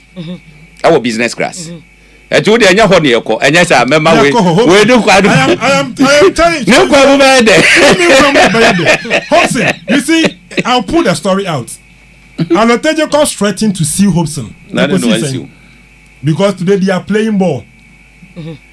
And then I'm oh yeah, make maybe more. Nepa no this kind of question. Oh yeah, maybe. Me for who? What the upper fabra? Maybe if you have balls, officer today. Hey, you are daring him say he has balls. If he has balls, say officer, and yes, scratch my Only Alote yes scratch your back as scratch. No, but are you saying say Alote as mature as we draw? Nimfia way any experience away. Or bet now my just to scratch MPP for back. Alote comes older than Nahotamakro. You had hopes in a legend say at a point Ibrahim Mahama and Co were the ones supporting and no, he didn't mention that. Mekasa. Oh yes, on Quebec, but how Becca? Mebusa. Yes, on Quebec. But one can't. The damning things. Asem na waka no menka asem no that's what I'm telling you obi a wotie program bia nim say menka asem no wanka me mante so say obi a wotie program bia ante say maka asem no afie that's wanka they say me na me kan dabi o ana o say wanka eti say wanka dabi o say manka say dabi withdraw dinu na gijan ya wo church no me say withdraw say me menka asem no withdraw hopes say wanka and yes o say One can kasa. It's not about withdrawing. Afia, Messi. You are attributing a statement to him that is not from him. One can. You already so. Obi eti o. That's it. Say defamation from a doctor Nyahota Makloba. It's going straight to you. Afia. Yeah. Messi hopes in say one can. E tu kasa o de o girl aba betre. Na ba be ka wo say. Wo de o girl aba betre. Sa de no. It's so what you have to say you do come over how. So Afia so what you have to say. Odo ka cha me say o ba de girl tie kire hey. Na ma be ka wo say asem no kan ba want. Wa. Because my can say me so try na. Wo want ya no waka. Okay. Perhaps I wasn't there, so maybe I don't know. See, let us move on. Okay. If you are and say, yeah, the National Executive Committee now say finally, no, a coin no, a wasadi and cry, a bit drop of one. Yen your penny, you need to quanta your pie. A member never central register in country and say, oh, when easy Frank Accra, a man in shit. Oh, God. The regional office no si mamu no. Mo be jana mo be. Regional office. Yeah. Hey. And you know, see, inherited that property from Aduyabua. Yeah. When Aduyabua was handed over as a regional chairman, someone can have someone to see regional office. It is not him. But you're by renovated, I know. Which renovation? The current renovation. It was painted by the Central Regional Youth Wing. Wow. Sponsored by Stephen Kofi Bedu, a philanthropist who came to support the youth wing and they see on fan finish you. Mama yan cancer. Mama is that a malote Jacob said. He said, you are seeing red no water no. Who came post I want hodo no. I don't know okay. See blue Egyaso see blue e dan no. Afia meba. See blue dey alote Jacob say. Sa e dan no. Party office. Party office. President Mahama and the be inaugurate e dan no. Okay? I think it was in February 2013 thereabout. That time lawyer do you na regional chairman. There is a plaque Afia mi kodura. Me know kase yan this mebu na we Cape Coast. Say mutia go to the party office right now. Na mun kasa plaque no. Na mun fan send it for evidence sake. Enye chairman Lotejo Corps and the see sa dan no. In fact, ni office are not no as regional chairman. Ye komu curtains ne fridge ne fan ebo hokra no. I'm not sure we found it. I'm not sure it is part of the asset he bequeathed to the party. Yan pesi abe kan semwa. He didn't build the party office. No. Messi, I'm not sure we found it. I'm not sure we found it. He's the only regional chairman in the party. Me many free me who ye. Me ni ejuma all kono. He took party asset as S gracia. We don't want to talk. You see. Ye hiabio. Afia ye panka yaje. We don't need it. Afia ye simusi ye kokuno no. Ye ha ye hu won free ene mokuya. Ense ya krabo. I am telling you. Me say the asset yeshra so kosa de mano. If you say in see Japadi ni wa sabi uta frache enipa wasa dada no unyane no a enyeyi. You understand? Enyeyi. But yen ni yesi yen crying say yen current regional chairman lawyer Ike Tiado. He was a founding member of the party. Okay? Lawyer Ike of the party. In the across the country. He worked closely with Obeda Samwa to form the party. Or no? Obeya regional minister. He was regional minister for just about 1.5 years or so. And I reached out for by a sure metanafi. Nibu and Fu, or no, coffee the party by ye. At a thing for our party member, ministers near dear. In fact, President Mahama no more crying when they came, no, but to Chama Eketi Adu. My bayer president near the end, crying. Reached out for the can Nibu and Fu. A cooperative, you know. Cooperative answer by ye regional chairman. Ebe deep part nani mu fifi mantum ye kokon G 13 parliamentary seats. San penifo we no motiase lawyer du ebu afio fleso du mensa to force no mo chama we be force no mo penifo amintimi embo mu nyinadi etiase in central region no. The youth of the party no, we have hope for mentorship. Said they will mentor and position this party strategically there when we go into the 2024 elections no. The NDC will deliver a resounding and sweet victory for John Dramani Mahama and the NDC. Solid. Afia, it is a foregone conclusion. It is not debatable. Now, I have, remember, Mamin, see what's the mufio. Mamin, see what's the mufio. Me branch because in your introductory remarks, no, who make key issues. I found it very contestable. Your issue about major developments in Central Region of President Mahama. Afia, your facts were not correct. You've not checked. Central region, we saw massive development under John Mahama in 4 years. But, me ba me chraw. Look, my chraw. John Dram, yes, and now 4 years of John Evans Atamos, we saw development. You mentioned Mahama, and I made sure that 4 years. I am not blending. I am separating the issues. So in 4 years of John Dramani Mahama, you have 10 state-of-the-art e-blocks in Central Region. It is development. We got Commander Sugar Factory completed 10. Hey. In use, yes. Now the whole Ghana more completed 2080. No more the specific. Hopes in Yabutre. Central Region Guaten. I can sponsor this visit to all the sites. Oko Kaswa for Akwa Bakusiho. Yeah, buy any ababe completed no. Yeah, buy any ababe. Wait, Aguna na mama. Aguna will be kuma. Go mwa German. Okay, Enyan mem. Oko Ocham. Oko Chichire. Oko Gyaso. It was the first to be commissioned. Okay, 10 state-of-the-art e-blocks. 10 completed. Oko dia Chichire is here upper than West. The end of the Galam stop. I am telling you, they were completed. Yeah, I can sponsor this for fact issues. On my end, 10 polyclinics, 10 state-of-the-art polyclinics. In his 4 years. No. They were John Dramani Mahamad's delivered programs. So if you want me to tell you about John Evans Atamu's project in Central Region, let us debate that. You were emphatic as the host of this show, said John Mahama Bayeno. Central Region, yeah, who improvements be one kind of Thanos. In Central, and I'm telling you. So if you are aware of all this, and as the host, no. No. I take very strong exceptions to that. Afia, no, me misquoting Hobson. Hobson Wahanomo, per his own logic, no admit is us and no kanye. Macading. What's the Hannah Hobson catching? You see? What's the Hannah Hobson can on? That's it, share. Communication, maybe I'm the guy we share honor. As someone make an essay, make a try with say. You should have said, I say, you are want it. Share. That's it. Why I'm telling you, if you didn't have the benefit of data, on one has any logic, no FA, sister Afia. For no other logic, or see a beer one country. Say now, over quality idea. Maybe the Gabby by or save it to the he said that on air. And the mechanical air now. No, you said that. Maybe so. Oh no, I know what can. It's a penny logic, no. It means that you're mechanical, so you can. You see, it's not a healthy.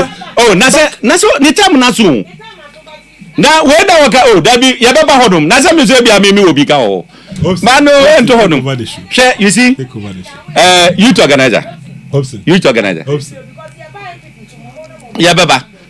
You see, me from 2008 or change your position. Baby, I want to say, name for no huno. 2008. Ada master radio yakosa. So, ye ba studio a ye hu ye ho sa atamfo ye di nkomo ye kasa na obi eka bibi wo ofe a wo pese public ni ti a nko be ka gu mic nu wo ho de no enti ye mfa nko me de ye just advice am de be mo se ye nya ni sa enya sa dachi bia no ebetimi aha adwene kakra so asem bi obi apese o ka bia no o kama amamforte so on yet no na say be yedi nko bokra ni edi agro say oh e bia say wa funa hye kakra oni ade a we ma beka na ye nya ni sa eyi Afia ni edi kan enya no credda say me meti hey ma threatening president ko foda me free hi me ye hwan ana me kwakọ yesa it's not true aya munja sa propaganda na ana moye no enye enti ni okan no mo fa ne say hweda sembi na okan ye wo na nya o mo se mo costome mo ko wo de men so ni okan no so ya wi but you have to clarify mo ko ya me chese wo de men so o dia se men so asema ye ke ye ka luteje ko asem e no na nka ho de no kokko fe do because na no ho ya chi nka krenti so de onu be shew na wa ya ye kakra so ne tie no aliteje ko sabe me nya ni spokesperson ana onye MPP ni Timino, me ne powers to say anything about him. Say ebia me defending and I say bibisa me need that capacity no. But ni okika ye nyina no. Eja me do afa ho kakra na me de me makomanim. Say Alute Jacobs odi chairman, regional chairman just one term one. Dabi. One term. I want him. Yeah. Only one term. But before that, what was his na position? 2012 one na chairman. Lawyer Edu 2012. 2012, yeah. But before that, now one na Alute position when this we here. Acho Mr. Dase mo nya na microphone here mame. The propaganda secretary kakra. No here opposition. I know the propaganda secretary. But you hear my mic in here my because I was about to share live Gyaso media our YouTube yes our Facebook and you bet me I follow you now they will comment we doing change now but we fallout from NDC chairman Alute Jacob suspension and finally the sack from NDC Omasa suspended at Gyaso account and MPP so there's also a power struggle for 2024 until those issues and I hear can and 17 but you not Mr. Dase here busa for clarification Fiana or your deputy propaganda secretary. Okay. I think the time you were position. Odi chairman just one thing. Ofi deputy propaganda no and obey propaganda secretary after we had one power. Then he did well because and even resigning so national propaganda secretary and uncle ye and obey creative portfolio for himself communication director which was alien to our party constitution then. But benevolently no emra olusu election no Chairman Edu Yabua echo obtain because in our constitution, at the regional level after regional elections, you have the power to co-opt 3 other members onto the executive committee. Oh, okay. It's at that point they co-opted and Uncle Alote, Rebecca Forsen. Then there was one other person.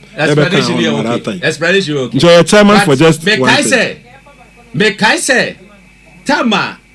Me kai say me twi adwene che asi akire kakra me dia Alute Jacobs ekokohia Adom FM ewo tema yeah ewo tema me kai tema dey introduce me say regional chairman ebi ya tema no ye chairman no ebi ya but that was long ago look at that time Adom tema na long ago what confirm me assassin said he was the creation of the media in Accra and your creation of the media I'm telling you no perhaps Mr. Dase na say wo betra hai wonya youth organizer wonya youth organizer obetima introduce youth organizer na me bala me ka say me youth organizer na me that is what I'm saying sir oh senior ebia date no oh there it's okay yeah no na bia that is why I ask you the question say all this while Alute here propaganda adwuma ne ade nyina muso no suru wa pakan mo inti enne mo san be change mo story say na oh Alute okwa mo ne to Afia odia so ne suru ECG board member who are regional chairman yes ECG wait no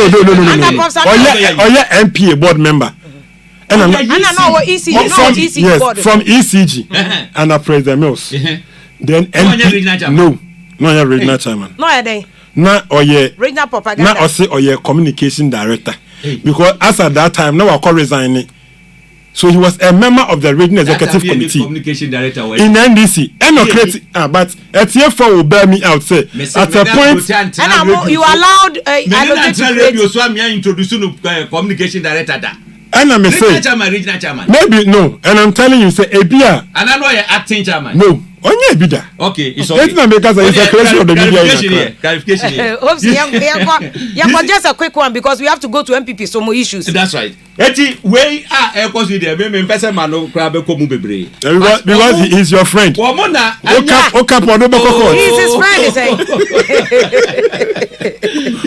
womona enyo womona edeja omudwudwa omochiche me dey me free me kwako but he made the allegation say mo na mo Alute kutupa mo na mapa bibia ma no so kaza ma me kwa musazenti Alute baby a wadu ni mfie ni experience owe obi na eme nunu mu ansa na wakasa o support na nado ana mo mo nya me nkasem wo team ndanka wo team pa we say Rollins kra nko mo suspend no President Rollins ono de the party no se nanka wo betimi na da odi kroma say na ye wo general secretary say ya temu ye kan say backing door na odi kroma say aye den na ne yere yes apam ne yere free party mu na odi kroma say yes no do mo see disagreement ni ade why the pam na call the free party mu e mo na mo pam no number 2 obi oya vice chairman wait oya vice chairman always no come from the party nobody sacked jot it down mo pam na nobody sacked her mo pam na at where Pokuaa di do ho ekoko kasa ya yes hey kutuku yenti am come the core committee disciplinary committee na this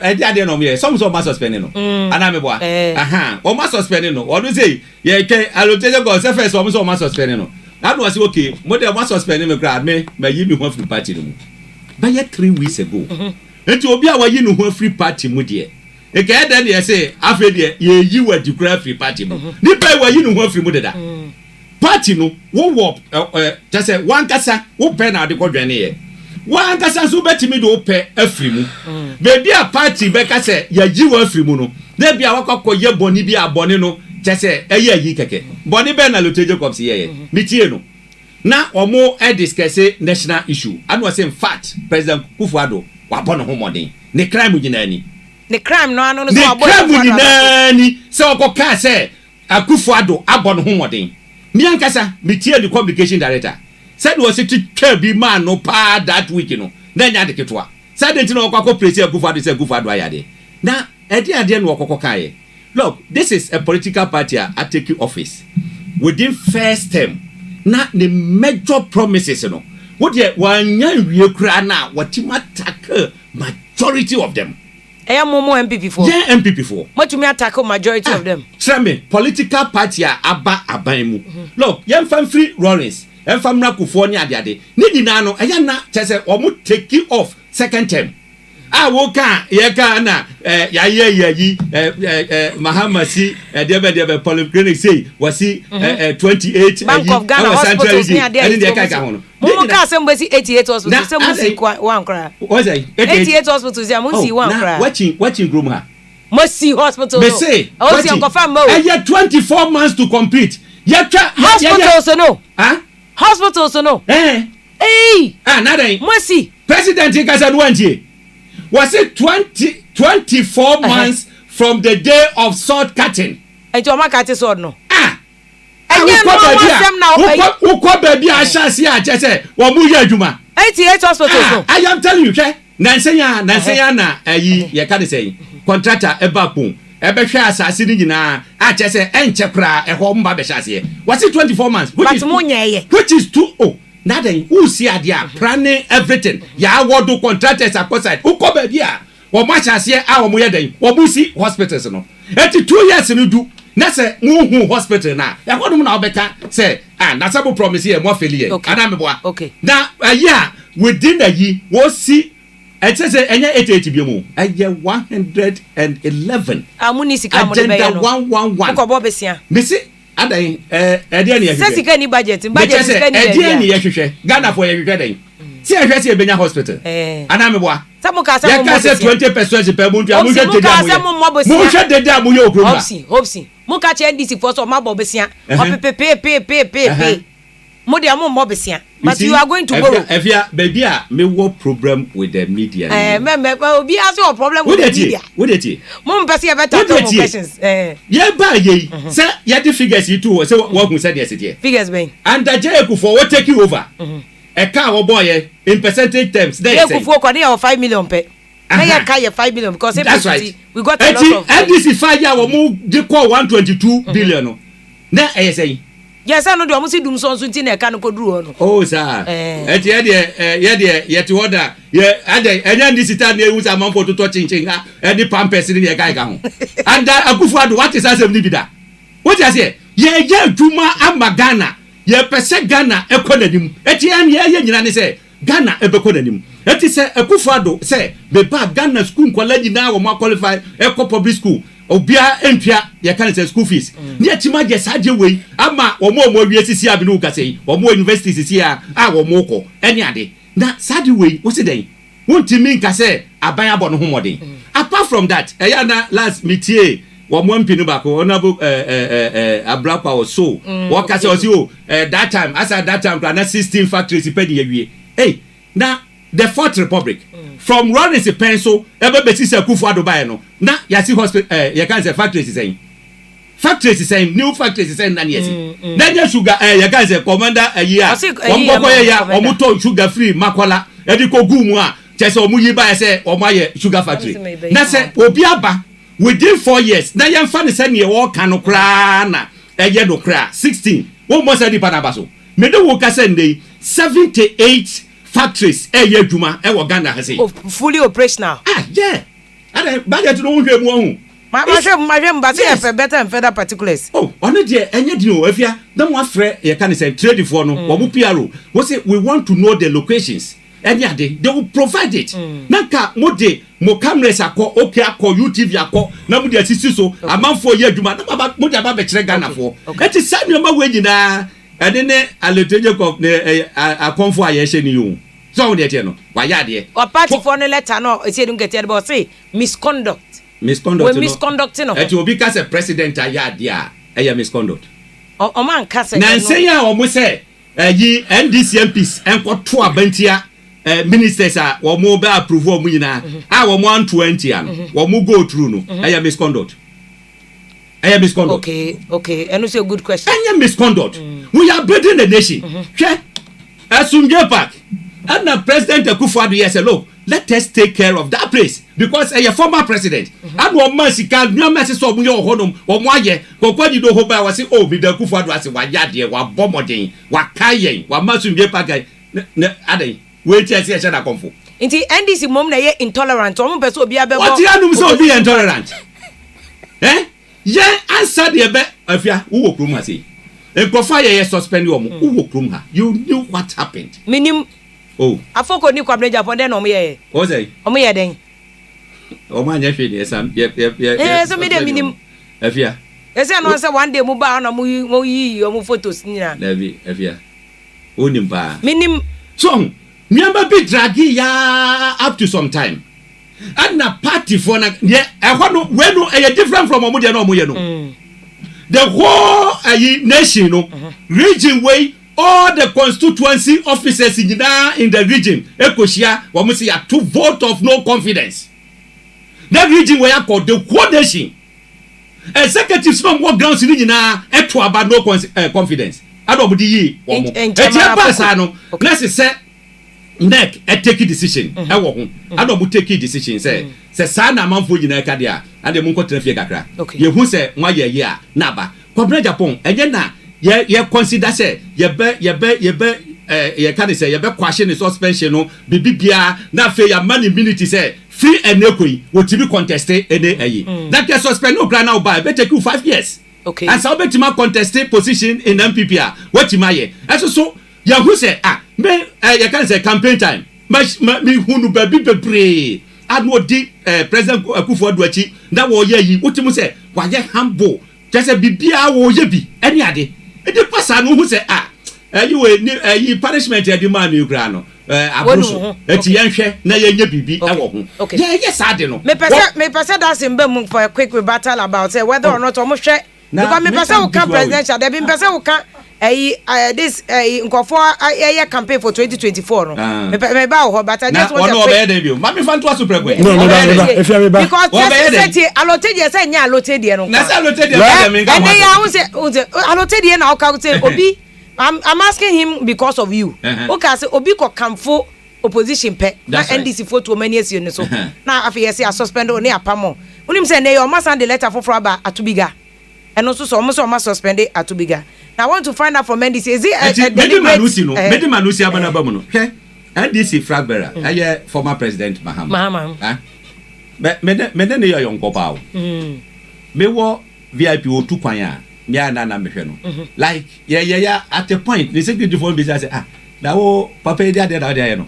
Say o mu wo aban mu bra no. Wa nuru ho no mansi ankwa kotra VIP hoda. Emre bi oni ka mu no akwa ayi no okọ. But there was a time what buy a team of Tenase, ye team, ye dim como, what I say, ye call to that extent. Eti, or MPP who say, Mene Mahama, a ye cruise, yisano, or Mutukana, Reka, who pardon with report. I'm telling you, the way I say, I say, oh, bidding in young copa, yet dim como, what would you because one day walk at say my wife me you know what me man find madam mesra de biom ntino one penny am say o me man aba mesra and yet did him come and don't know emma party kwan say adeti na oni Mahama akosresre eti apamo yes sir in politics yes sir yet I say yeah sorry for us here you do anim ho a ye bedi nkomo agosi say the table be so obafrosoro just a major no kwai no okọ any ade hey MDC ni bia me ne beba studio bia ne ye bia yi nkobo NDC communicator bia me hu ni obeka say even unfortunate issue kra esi wo Kumasi kra no fu se di donko be bio be hia mi bia no wo ne me ase ye yentafo any ade wo friend me all the time ye di nkobo me so me friend no any ade enti sa nete ma ye nka se obi akwa ka se oh ade no so se nya se you to organize it hoyi se nya ku for da Roma wonu nko betima tra Roma nko bu bo organize se don be tata no pay school fees nko do betima tra Roma ti na ku for do yi sa do so nyina afiri mu so mo nda na se mo da ba so se obi akwa ka se wa ya date no ye kwa ko suspend ni ba do ye kwa ko yi di ba da fi party do ade tre so mo ye sa ku for do ya de mo na ba so senior Jesus me no mu si o ja bo te o se be ka ho do o ba Jesus me ba I tell you okay o mu senior communicator bi ye ti UTV ye wie ya do ye call break say for education aboy o e ka me call eyi e ka chese school fees e dey better at me and am say pa e akanda man fonte say school fees no aboa no just once na ma bo hu say aboa okay ya 2 point na say o purchase NDC is intolerant it na say also spending on for pam but me person wo kirem say deliberate policy bi na mo de ba NDC mu say obi a obeka bia mo opposition be yin afrim and obi on a party na adwene enya adwe be yin afrim Afia say hopes nyum e na obote na man that be say because I'm asking the because as nyum hopes to parliament asemi ono bo base e na wo bote so far recently there's an issue MPs or parliament NDC MPs go clash with the party. You see, Emra Babin, every speaker of parliament. Now what is MP before say Ombeshemwa after out. If I call to Abama Babin. And if you know thank you. It's not that issue out. Oh, it's saying. Me ye ba. Na ye frebe bi pruning. Se wo ye kokofo na ni se ejina. Ebe so aba no, ese se wo hwehwem. Na some weak plants be a take shade and space man from man fair phone on swaba on also or compete with other plants for nutrients space and air no you prune them off obi bia o no adom medua wo party mu a on swaba no you get rid of the person hey I'm telling you we will get rid of the person on swaba if you are not a productive party member you have no business being with us. So your party, our opposition now open numbers no. My country, don't forget, my country was one of our tutorials in politics in NDC. No, we believe in positive numbers. We don't believe in just any number. Who your number now? Who your player now? Now to na ball left. Now ube yan faumba. You be you wasting time. Now if you see, my mentor me Penny Hobson. Ninse me Okanye. He ran away from some issue on 3rd January 2013. My Joy Online, or see MPP you'd vow to stop Kufuor from attending Mohammed's inauguration. Listen to this. By speaking on Adam FM's Gyaso Sam morning show, Hobbs Nadoye, a senior member of the Young Patriots, a group within the MPP youth wing, said the youth of the party will not allow President Kufuor to attend the inauguration. He will have to drive over us to attend this illegal swearing in. He called on every member of the MPP who lost President Kufuor in the party to march to President Kufuor's house and let him know that he will not be allowed to attend this inauguration. I remember the story. Hobson said one. You have been quoted. Hobson, I'm saying I know your interview. Hobson, you have been quoted. So why are you lying? But I mean, no one interview. Why are you lying? This is the fact. One now we have interview. Let me finish. Yes,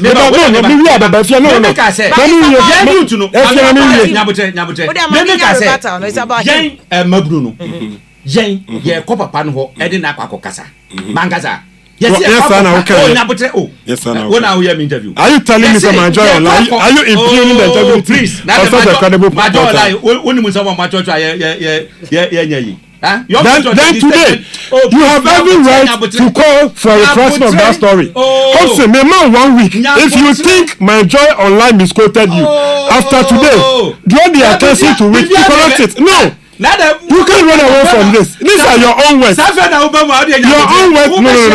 Your own words are being played to you today. And then someone who can. Messi, your own words. I stand by it. I will never run away from my word. Be a man. Don't run away from your word. Hobson Unkola show. Your people are watching. Your integrity is at stake. Stop on by force. I didn't say that. Yate. Can I proceed? Yes, the second one, he spoke about the hospitals. So President Eka said 24 months. It's a blatant lie. It's a blatant lie. On the Ministry of Health website, because no, that's not the no, he said it. Maybe 24 months. But Orin Bata was only in respect of the party in pruning. No. Pruning, and was also a count for Bakoha. And that's what I can't say me no President can say 24. You see, President now will be website the old way. This is the Ministry of Health, the official website of the president in the website to honum. You are telling me that today the Ministry of Health website cannot be taken 24 months. Was it 24 months? I say we will this year, which was in 2020. We will this year begin constructing hospitals in the district. Constructing 88 hospitals in the district without hospitals. This is President Akufo-Addo. Nowhere in this statement did they redefine the promise to say within 24 months. Like Hobbs Nadoye and the NPP communicators are telling us, you cannot run away. I am it was the 8th sessional address. No, it was the 8th sessional address. It is published on the website. The date of publication is not here. No, it's not here. Don't say it is not here. This is it, Ministry of Health. It is not there. How can a story be there? It is not there. I can get you a second story with a date. How can it be there without a date? I can get you the story. President Akufo-Addo said within 8 months. 24 months. He did not say that. Let your production pull that story out. You have been caught lying on air. Don't run away from it. The third issue. You see, this is a very big platform. Yeah, that is so. Number 2 in Frama Engumusa. You can't quote a story that governments take off in their second term. It is not true. A young PP government in Kote and they take you off in their second term. In President Kufuor's last State of the Nation address in his first term, or see they used the first term to stabilize the economy, and that Ghanaians should give the NPP a second term for accelerated development. John Evans Atama was made president. Within 1 year, Akufo-Addo was calling him President Doolittle. But I remember very well, so within the second year of President Mills, he declared the action year. He started building emergency classroom blocks across the length and breadth of this country. So no NDC administration takes off in the second term. John Dramani Mahama promised to build 200 senior high schools. Yeah. Within the first year of his administration, he set off building those giant infrastructure. He started 136 out of the 200 promised, and he completed 57 according to my Pokuaa Prepe. He completed 57. Each of those buildings has a classroom capacity of 1,000. It is John Dramani Mahama. In just 4 years was John Evans Atamos. John Dramani Mahama. E-blocks. They can't John Mahama. He started emergency classroom blocks. Some the secondary school for 4 years. Nkuko buo kroma esi. Moba ya pe anam de ba 3 years. Me say usi nkuko buo. Me can usi nkuko buo. He took John Evans Atamos. No. So me bia usi ye. Yen be see emergency classroom. Moba ya mo ko num tea 1.1 billion. Dominate. Me see yo. Me can 1.34. Me can no. What does he pay 4 years no? Listen. Don't run away. I am telling you sir. Money secondary school 3 years emergency classroom be emergency classroom be I dey 4 years music classroom ni wo mo dey about 3 years into emergency classroom you are not aware sir within the first year of metro Bramana Sekuma secondary school go me fact yeah but I was go to those secondary schools because I see akwa MPP go to those schools me tumra me tell you me tumra tell you say mama obi Yanko back to yeah beko mo ke Ghana fo nyina stakeholders eko gu legon say 4 years no near anipa dodo no beka no eno na bodi be yes. Listen, you are not speaking to the fact. That just first of all committee. The very one committee now on educational review. Wait. I'm not jumping. I'm putting you to straight. One committee now. President Kufuor set it up on educational review. No, it never reviewed for hooliganism. NDC manifesto. Wamudi shemu say wamuba ya ni 3 years. Wamuba ya no Adam say yanya stakeholder consultation. Adam muko legon. Musi ni adudu onu beka no. Eno ni ade be ya adwuma. Adam fe nipa dudu ni na say ya maintain 4 years. True of us. False. Hey, false. False because I'm one member committee now president. Yeah, but I'm one member committee. Afia, I will throw a challenge to you. Go and get the white paper. I think I have Yes. So that white paper that was issued, no. Take time and come and tell your listeners, say, which cross, and I say, position bend the cross the one. I recommend this, say, you move secondary education from 3 years to 4 years. Okay. In the first place, all your money is committee. A white paper was issued. Are you surprised? Are you surprised? I was so vast to go. That's why Daniel Mohammed see the and then Kola Edda secondary university. Any patudo e was school more rushing university. And Kola school na say second years a course school they spend just about 5 or 6 weeks in school. I just don't want us to discuss the symbolic educational HPC. But the 2.2% pass rate. Only say what's your try in 2020? The pass rate was 2.2%. The media should follow it. I have given you the lead. Lead. So follow it. If you have it, then come and tell Ghanaians. If you have that information and you are not telling Ghanaians, I will ask you to tell them. Otherwise, you are serving very credible information from Ghanaians. I don't even understand it. The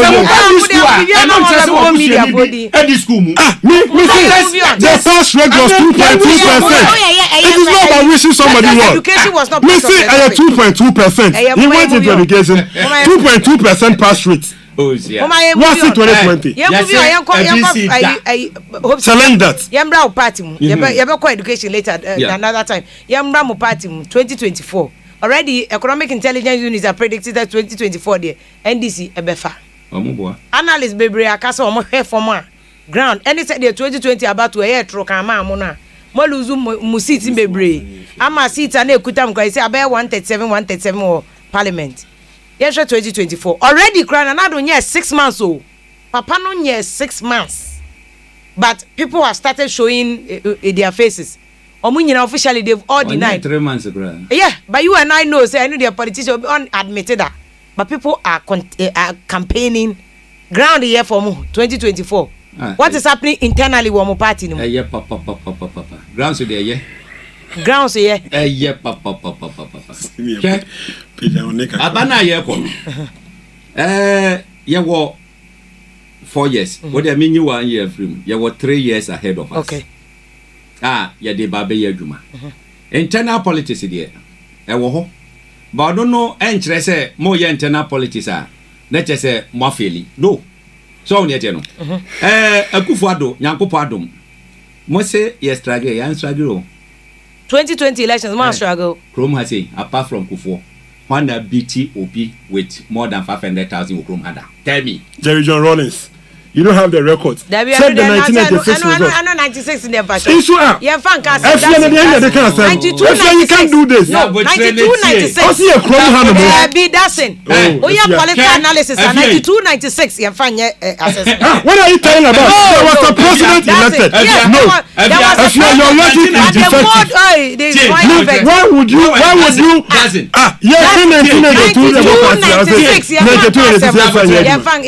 1992. Afia Nyaju. 96. I am 1996. Man can 92. Afia, I'm surprised. I am surprised. Dynamics are completely different. I am surprised. Dynamics here very different. Dynamics here. What makes the dynamics different? Maybe you can educate me. That's it. Afia, educate me. I'll give you that. Dynamics 96, 92, 96. You're fine. What makes the dynamics different? Fourth Republic. You need to control this program. You need to control this program. When I go for Afia, me start here na my yedi. And now start boxing me. Microphone to you crowd. Brief na majai. Eti mi so na botre. Ma yan kan ye. Wo so benya kwan no majao no aka. Yan ground so yan kwa mo party. What is happening mo party? Omo person mo tu na na. Me say. What the 1992 me na me presiding officer. Okay. I work at Kenten Presby Primary School. For easy. I work Kwame Danso. Yes. That time board the box no buy no. Sa nua de no. Ade mu yetu mu no. I am telling you, me na na me presiding officer. A soldier for the ginam. Ya de box nyama gumu deda. Ya be kan ya yi no kra no. Kese me ye lock impo say kese etuo ni bi anka me. Wa hu ne ye no. Ye hu ne ye koso. Etuo ne de aba betwam. Ye fa from 2000. I don't know. Ya free military rule and ya di wura mu. About who change question no. Asking about ground. What meba. Ya free hodom de di ba mu. Eti free hodom oba no. Me say NDC for our elections. Professor Mason win here with about 43,000 or so. What you say? Anna John Mahama I win here about 300,000. A little over 300,000. Akufo-Addo buy no. Almost 1 million. And was I winning 570,000. What's it there? What's it struggle? And that's an hour. I'm struggling. Yes, struggle. Say Mahama 300,000 now. When you're in your 250,000. Then what catch me say a struggle? I will believe it. What is it? What beat you or money now? What more records or musetting now? What beating now? NDC after Jerry John Lawrence. What more wine? And 51% in the election here before. John, you guys say John Messi quite 51%. John Mahama by 51%. Eti that's na okay. Ya twetwam. So hu ne no. Eti ye boy ye homoden. Ghana for ehun say ya je bibi papa e de ama omo. The senti omo hwe so ye den eto aba. You see America kra na ye say omo de omo na ye giant ni de kai ka ho kra no. Nya ma je better ho no mo sa wo. So hu ne no. E kra wota ko America. Wo ko no obi ma aka na say odi pia. Wo kwa wo duru kwa ho na say wo park ni free. Wo nta ticket. Wo be ticket. Eti say wo ko ba bi be yes ahodo be yes 7. Wo park be yes 7 times. Wo be ba no check dollars a wo betua on parking alone. Yes, so your point is eti ne mi kan ni say Akufo-Addo is working. Nyankopon ya domo a the final term ana wo ko no. Ese say obi esosidi no. Eti in MPP no ebedru baabi ye waban mu a eye 1 year to elections ana ye ko primaries eyi the next February say ye opposition ana 2 years to the next elections ye be ye sade no debom sabe ye amanfo hu say oh Nana Akufo-Addo Nyankopon adom wanya ne second term awie no afi amanfo ahyase ana we na ekọ you see obia wo nipa wo pe no obia Alan Akufo-Addo camp is still there? Akufo-Addo camp bia ni babia. Obwa. Babia ni ho. Obwa. Babia ni ho. Bibia ni ho. Sa abaya bekoi Akufo-Addo camp bia ni babia. Ah, hwe ayana ebi mu ya mistake. If MPP for ni be kra nim.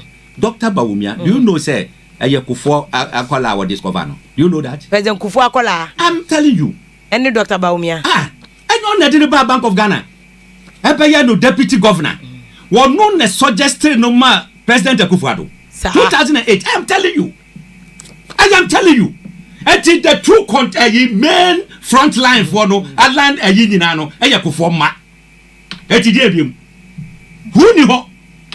It one ebeko 2024. Jogate Akufo ba. You can say one more mogika nyina Akufo ma. It Jogate pesoko. Alan pesoko. Yes, I'm okay. Bawumia pesoko. Ana akoto free so pesoko. 4 people. Nyabotre ni obobo ni de ode fato nche. Ni ya tete a just ababe issue. Ya national chairman akasa. Ya general secretary akasa. Impenifo bebre akasa say obi ankasa nche ni supporters. No mo ye den. Omo Anthony down. Do they have control over the party? Why not?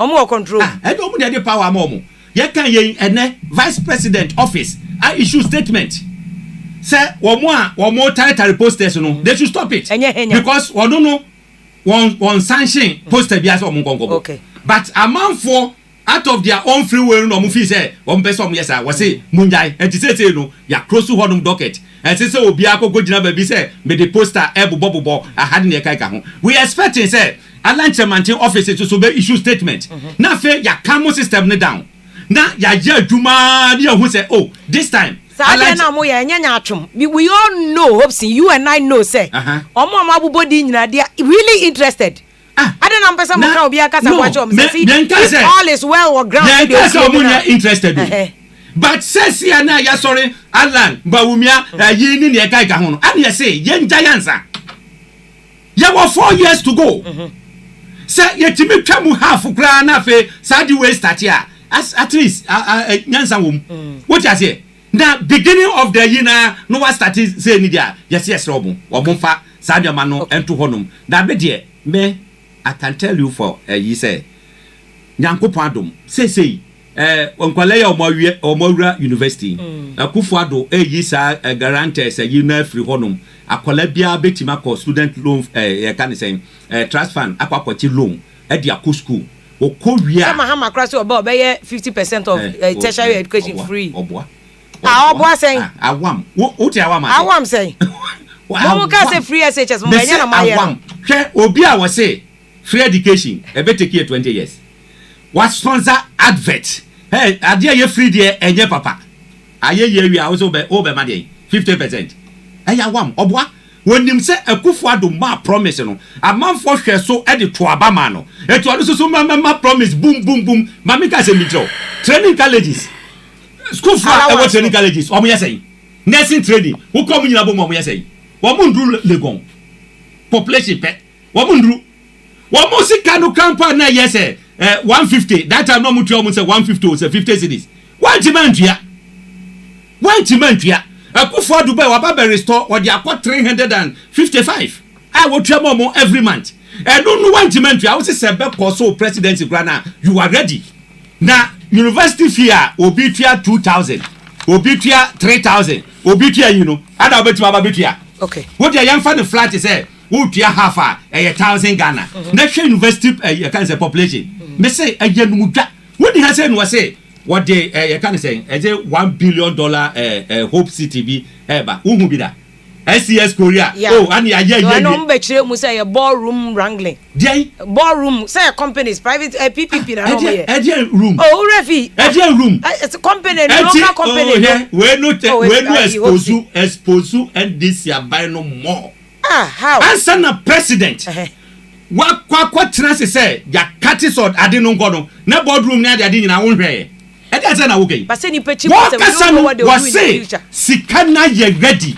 adam wa e dey mo na mkoko kovae say you look at them wo hompo me hu ya ka me time me file bi kra bae na ka bi kotu ni se ba okeka ye ejina akere wo me say ya dumtwa wo de krom hanom na mo say sada wo mo de 500 million ebetum afi bi wo mo de 100 million ebeka ho wo mo de koye take young patriot em ye kokko ye demonstration and what the check bi kokko jina ho check na ko to mu da up to now okay eje nu ta keke media me nim say Nyankopon ya adom a ebre no e ko da nimu no MPP ye beti nu ma biase na fe ya ko no sa me say this trust me the leading for na ko jina no eye kufo enananom that's kufo adokra eye kufo eba no wo hu ne tie no akufo adokufo ho all the time ekokwohwe wo hu te say ni de kaka enba eti sa chichemu ni de yatra ho now so there are no factions in MPP there are no factions in MPP faction bia ni MPP say ba wumia ye kufo akola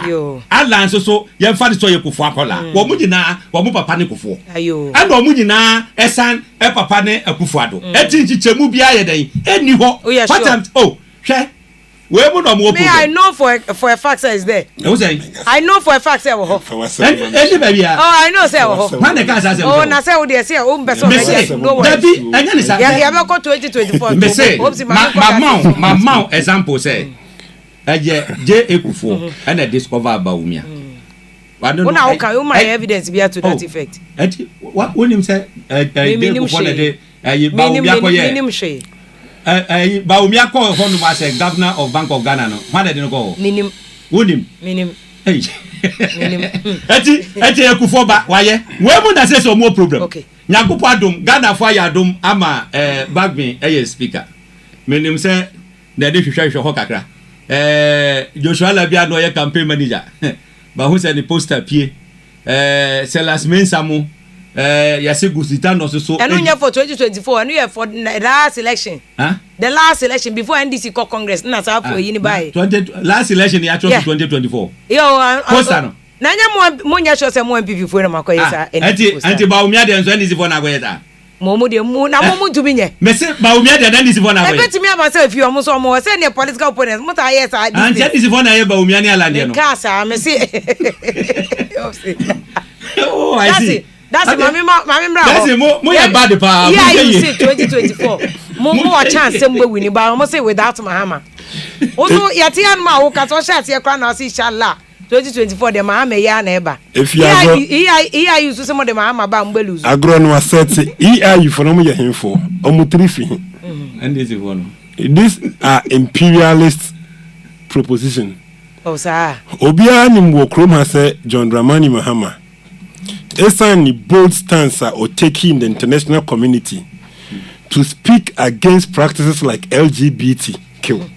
A man in my worry, a memani meme warrantino. Some Western powers empenasem. The EIU is one of such bodies. It is controlled by the Western powers.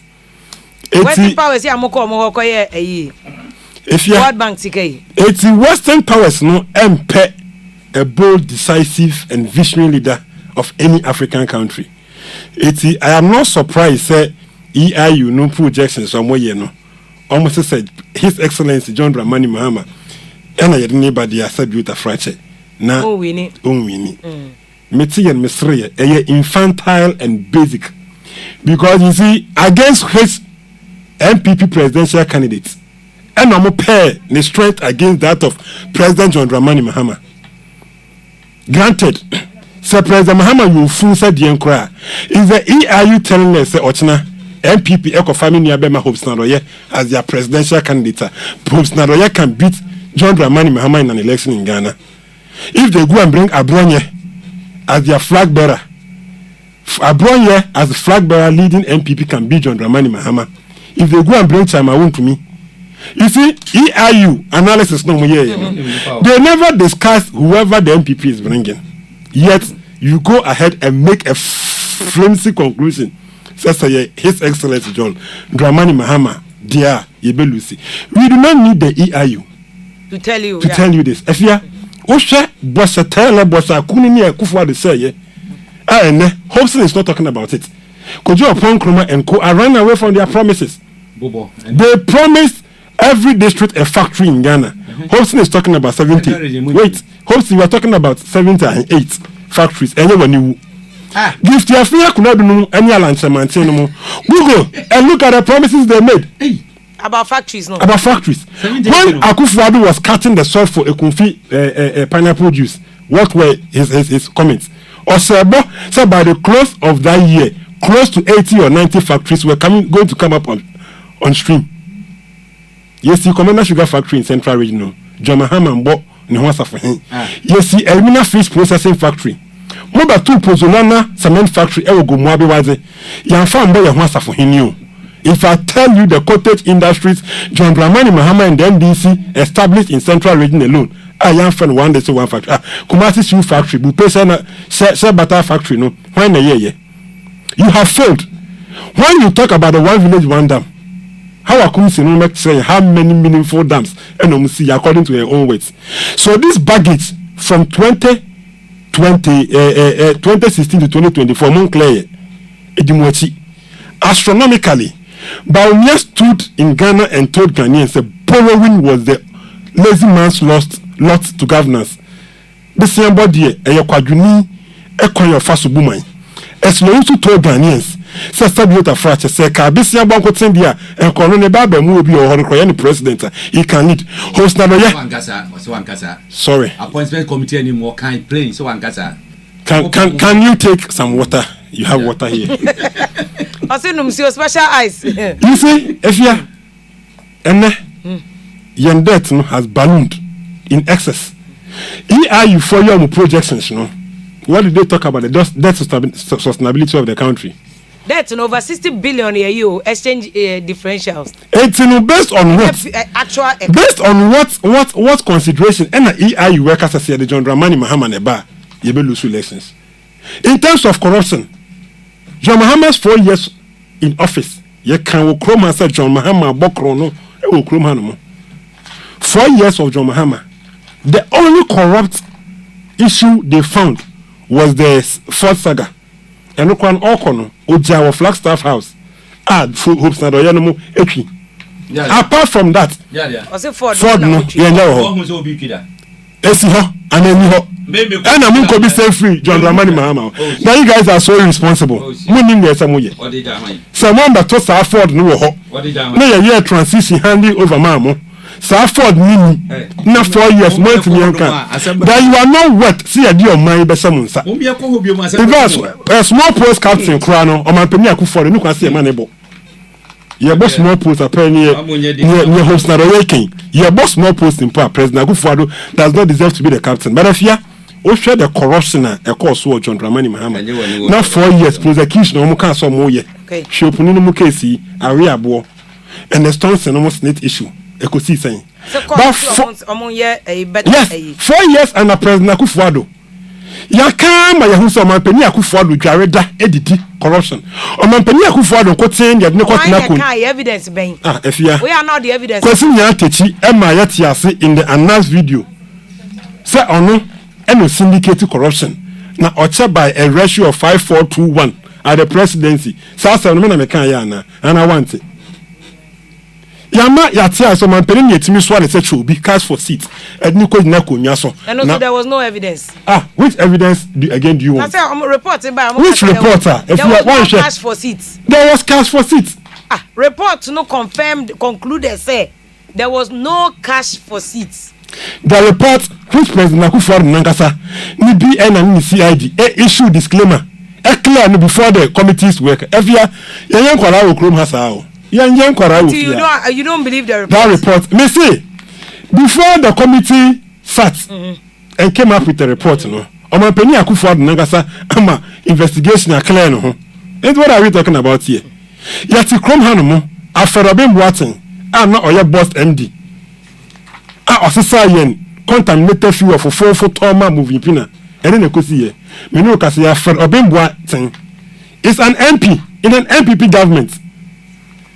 It is all crony way, more evidence as also a political party and individuals. I don't know also more attempting to file any issue against any of these cases. If you crime. Okay, not for the crime. Maybe a cockroach can never be innocent in the court of the fowl. Yen fast as we enco. Embra buzaje mfi ede ken ofori attack or shraj. You copious report of shraj indicting Ken Oforiatta of conflict of interest. And then see here. All those issues are there. We are waiting for power to change hands, then we can prosecute them. Because this government power will change hands and we will line them up. Oh, if yeah, better prosecute. People are candidates for jail already. Candidates for jail. Candidates for jail. They are jail beds already. I'm telling you. In the next administration of John Dramani Mahama, if you come 2025 to 2029 or so in Ghana, or the 2028, I'm telling you. Oh, if you Obia to say Aferabem Boateng, because the report is there. The report indicted him. Say company no, Embra also supply boss no, boss fuel no. Now they did not have the certificate to operate. If you yet to come hano. We have seen clearly with the EIU reports more can or say there was a peaceful transition. Unless na yakoya ma emabnu be yan wotwe ahwera mo nkwa. The EIU report was silent on it. Now can say we now they be conclude there was a peaceful transition. There was a peaceful election. Okay. John Dramani Mahama. He remains the most astute, viable, popular and credible political leader ever to have emerged in this country after Jerry John Rawlings, after John Evans Atamios. Because you see, I saw one of leaders amonya. If you are coming, the only for na waka. Hobson can send someone winning by 1 million votes, and I'm a boy. And I could for the Bayer President, His Excellency. Or say, why a free senior high school? Why one village, one dam? Why one day show, one factory? $1 million per constituency. Was supply ambulances. Okay? Obi away ni no. Watch free water. Sir, quick loan is you. No, or the man, yeah, no. Watch free electricity. Watch Jessica.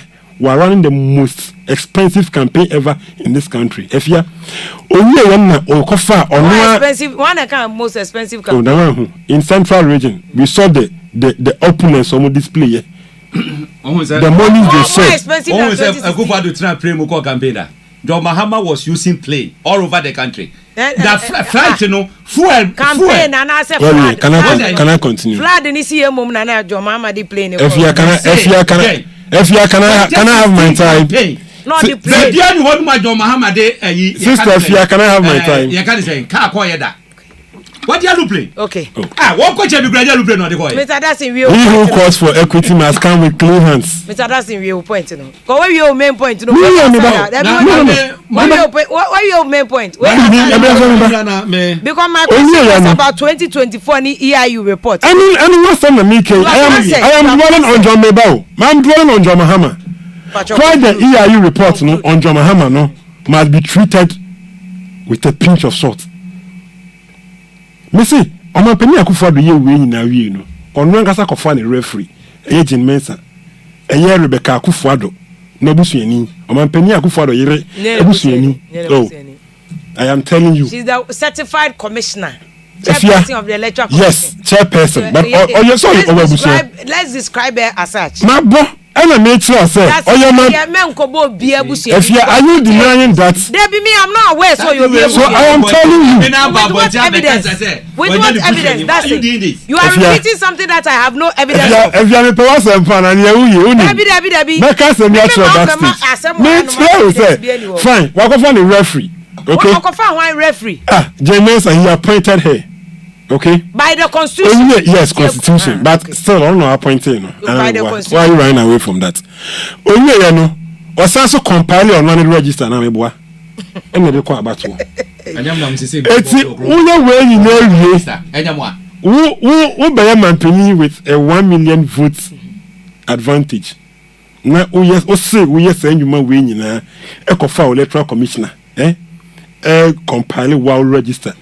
Or they call into an election against John Dramani Mahama, the supposed corrupt leader then. Now, if you what's a top massively like you did that, you should tell everybody, or chairman your someone say, everybody or your analytical say, John Dramani Mahama is a strong figure moving into the 2024 elections. No, you pa obey when he was given 4 years, will be measured against the misperformance of Akufo-Addo in 8 years. A Chrome Hanuma and cement one bag, 50 cedis, and a fuel 5.4 Ghana cedis per liter. And a Chrome Hanuma no say, who call me Chrome Bramana Mafopoma. Riba Paco co for Comnabo desire, and Miko Croano, Yatiko ko na hata siwa. Yes, he can't talk. Go to the hinterlands and ask them. I'm on Toko. Coco and Coco said that.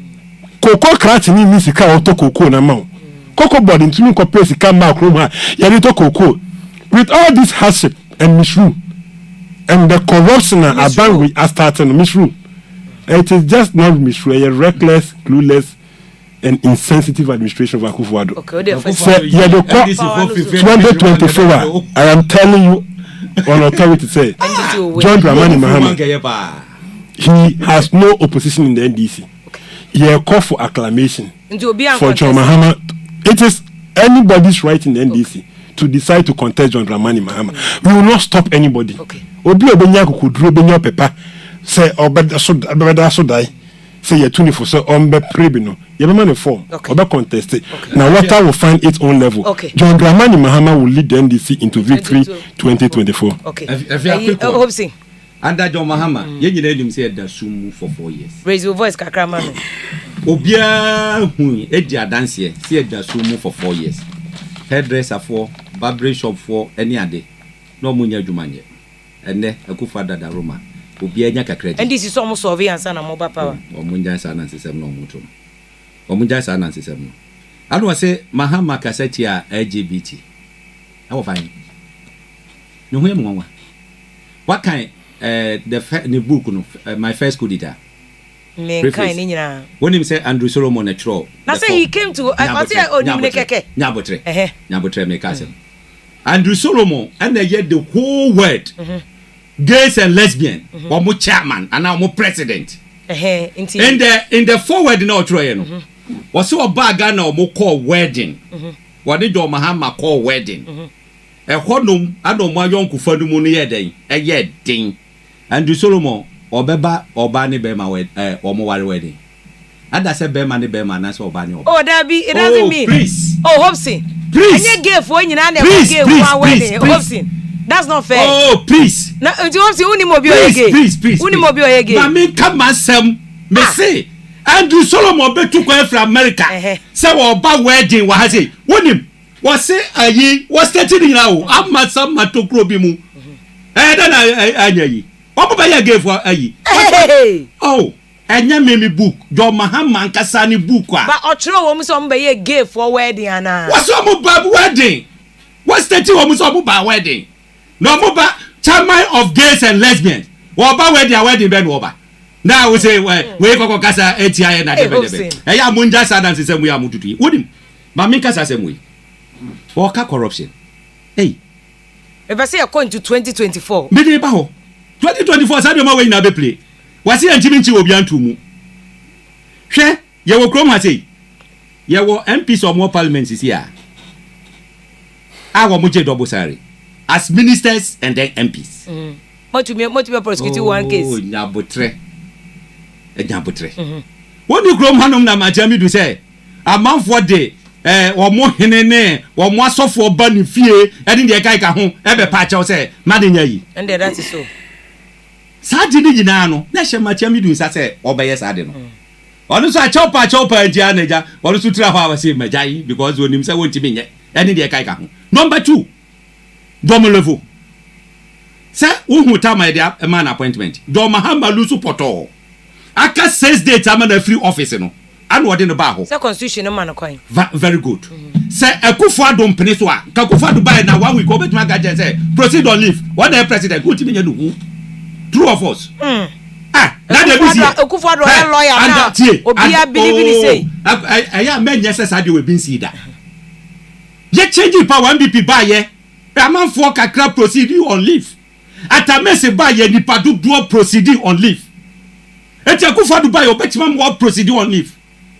So wo wo evi sumola ayikra no Akufo-Addo say munja omunyina no montena ho. Wo de wa je aduma for 4 good years. Ami awura fifie mu. Na nka wo no epese opamo a nka fe na nka oba be pamo. Na wonim ye sa nneoma wei say enya yi no na wo cover because we share 21 page a year eba abonte na wo dey share the chronology of the event. Said here ye can say Julius Debra express letter appeal to Council of State say one more approval in term na se said John Mahama appointing as one free office and ye kai ka ho. He was there doing NDC bidding. No, but that issue was never raised. What say? And kasa asem ya man no melevoni board ya. Akufo-Addo. Look, Ghana for and na Nyankopon say what dey Akufo-Addo my this time. I'm telling you, papa ni nyansa. Nyansa no dey na dwuma. Ha? Send na na anim Akufo-Addo kume prekudesi no. E just say what you. What did nyansa? Who ko ka sem che no o tie odin was okay. I'll work on it. Who be ka say what say we na dukra. No, look, this is the man. Anyankopon dey na address ye. Wagya ya say nka ye betima ye. Now, say ye audit a year. Ayi Afia senka me fan say 2015 2016 yeah audit and once about 2017 2018 wo auditor general's report I say ko parliament anamwa na public accounts committee e hwedo mu jojo wo mu bobo so obi a wo ya yibia no ne afrel ese se charge wa ne ase charge obi a se do ye kokko face mra no kokko face mra na ye ade no na enkontam a wasi maja 2015 2016 ato ho me pese me ye 2017 20 no kan e oh esa wa kika nyina no eti ebra ye hu se akwa wei e pray ye kan say no since all with us no no enema president at the committee see who headed by Safuma for say wo mo hwe kwan e be fa so e be get proper investigations aye betima hu because the money bi wo hodom a na ye clear ayi ye wo krom ha nipa wo ye bus branding nipa ne ba bonte say wo charge ba ko bi 1000 cedis na hwe suka pudu a wo mutu aye sika pudu a wo mutu aye ne di na wo hodom but wo pega sade na wo ntimi sorry keke enkoka say ye ti wo radio so say wa ye say ntino ye di na ba court as say we na hardcore evidence which you na sa hardcore evidence no auditor general wo pray major part wo mo di fa ha say a no wa dan afa ha anom say ade enfa independent ayi formula investigators emra e do na crow associate e baaye tese wo hu say wo mo uncover nuama no do odi America adade ndie what you say yes or save this Domolevo save or save this country 5 million bi say what here enya ono crow and associate eno mo who say no sad way eno mo trauma no eno odi America do baaye adai he's on record ni video e wo hodom enya voice ni aka say obi kra na imitate no ni video our international conference bi me ntimi hu say na ye Kenya o say hifon adu was say since the you can say inception of Fourth Republic aban bian resource audit service ese Akufo-Addo aban na bra Akufo-Addo ban se ma MMDS and talk cars kra no wo mo kwan mo timi to brand new cars 34 e bra office yi Akufo-Addo mo financial clearance mo recruit nipa over 300 okay it is here cancer fighting corruption no what the year sample excess ankrofo no wo ba yesa de we gina eti Domolevo wo no wa maso oba be boa o man Ghana na mom wo ba be cover John Mahama ne nkrofo that is what you are claiming what say that's what you are claiming me claim say wo na obe boa Mahama I don't know where the story ya me catch we aden wo chat me to me ni o kan etu de jam na me kan sa men cheche ho etu de bra back to 2024 na what ya ana minia hwe ebre kokko regi budget ye de nyama etu akwan mu nyama bebre o budget no mu a ye nhwe yo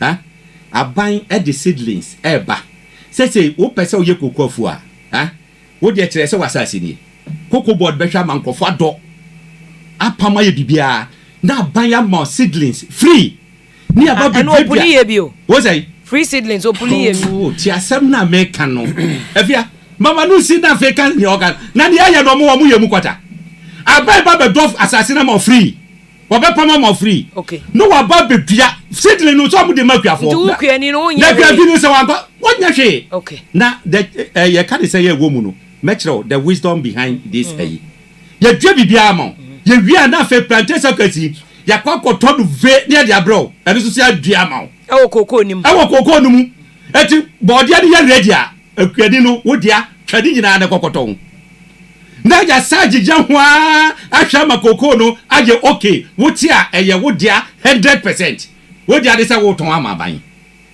eti won se na amanfo ewre afi koko ayemu eti obi ba o se o wa ha ye benya gold kakra o muntutwa koko no mu na muntu galamse bet se aban ba be ye saje we nyina ama na wuti fie na sabe ma we nyina ba ma wa wodo wasase kwa koma se ye tu galamse you not do it so on yet no eti ne yeye ede aboani na eno ene ba say from 2004 to 2008 na Ghana under J Akufo ye ka yabo e wo Ghana ha na se ka na yade no Kufo di bi ka ho e ma no ko 30% eti emfa ne se na ye 10 cedis a what the 3 cedis ene be den e be ka ho now from 2008 to 2012 aya Professor Mers Abreso no na ka no ahuri ako 269%. Ops na yenom su. Nyabotre.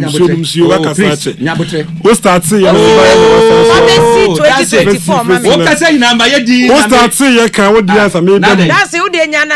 Afia me na 2024. Huh? Me mo fast 2024 mama. Eti on Eba John Muhammad yeso 2012 to 2016 243%. And what you call it? And another work from 5 billion. 1 month so 122 billion. And you do honum. Every 2016, every 2020, you know, Akufo-Addo, Edia call 137%. Moti honum say, Edia say na mogano. So we dey no. Eti wenu nyina no, omo no eyado omonim ne omoka. But the metimaka ne say, said the worker say, eye a crime, expiring date ni ho no. Mamu nya mo adwene say, corruption ko yeso no, aye ntimi nya yi no, mo fam ho adi da. Odo de mo buntu ma adwene. Na 4 years ya mo ba muntumi nya ba akokra no. Afia Pokuaa. Sir, o kan ye Akufo-Addo kafa Zimlayo. There is no expiry date for crime. Yes. Don't worry. Nyame adom. Masa mo ni hweye. Na ko no mo bobo kro ma no ye kan wa. What na ya to ho, was wo jabiem. Fine. Mother serpent of corruption. 2024 mami. What's that? Because he's saying say Mahama is the best candidate for 2024. You report bogus mo fa nya adwuma. Mo so na mo say mo Obi a wa bonu mi. Tio, already what can say apathy crowd ho. Na mo so ma san claim say mo say mo apathy nim. Say no so bi wo me kwa me analysis say me ka say bi wo. Na mo say mo pese mo break the 8. But to say obi aka say 2024 dey koyema and NDC is very likely so mbe winning. They are no more ye koyema mo. They are there. Say mo bone so do so mo so mo ya bone ne ye say. Say that say ni nuaba eko school free na ye bone. Say that say wo say ni nua bi a wo tie ya wo da lifeline so electricity won tua ye bone. On ferre wani wadi senior. Mese manya stroke akramra umu. Want ya and now to prepaid 100 cedis. You 215 cedis up front. Go and check it. Lifeline line. For what? No Ghana for. Yes, no more lifeline.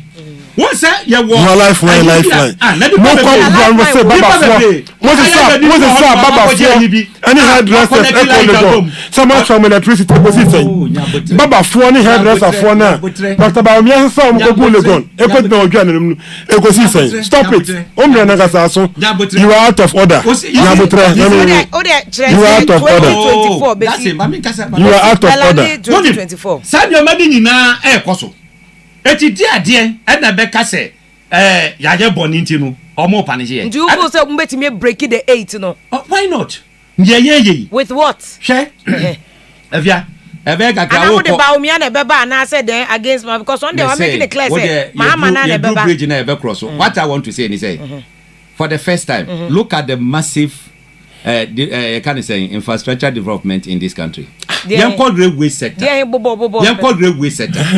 Now make us say we say ya cross you know ya drew mo nyame sro ni mo ba kunko o hwe Ghana fo ani mo aka railway sector wa se afia mani nko ho o de mani land na free time bank railway away mani land no oh jaisa o hanga o twa twa me ka that's in mani land afia na that's what you go so go asem ni ega okay but that's me ti kre kroma ma me ke kroma me se me ka akoso mo ba power na train free time bank akoso 40 I have 40 that time I support China train down ba when was the last time check if you check it I support China train check it okay I'll check just check if I want to Accra check it if I want to Accra check it but that's it I am aware sir railway line me tell my host area how man kasa on no one kasa be brother you na me make point o massage una wo ka eju ha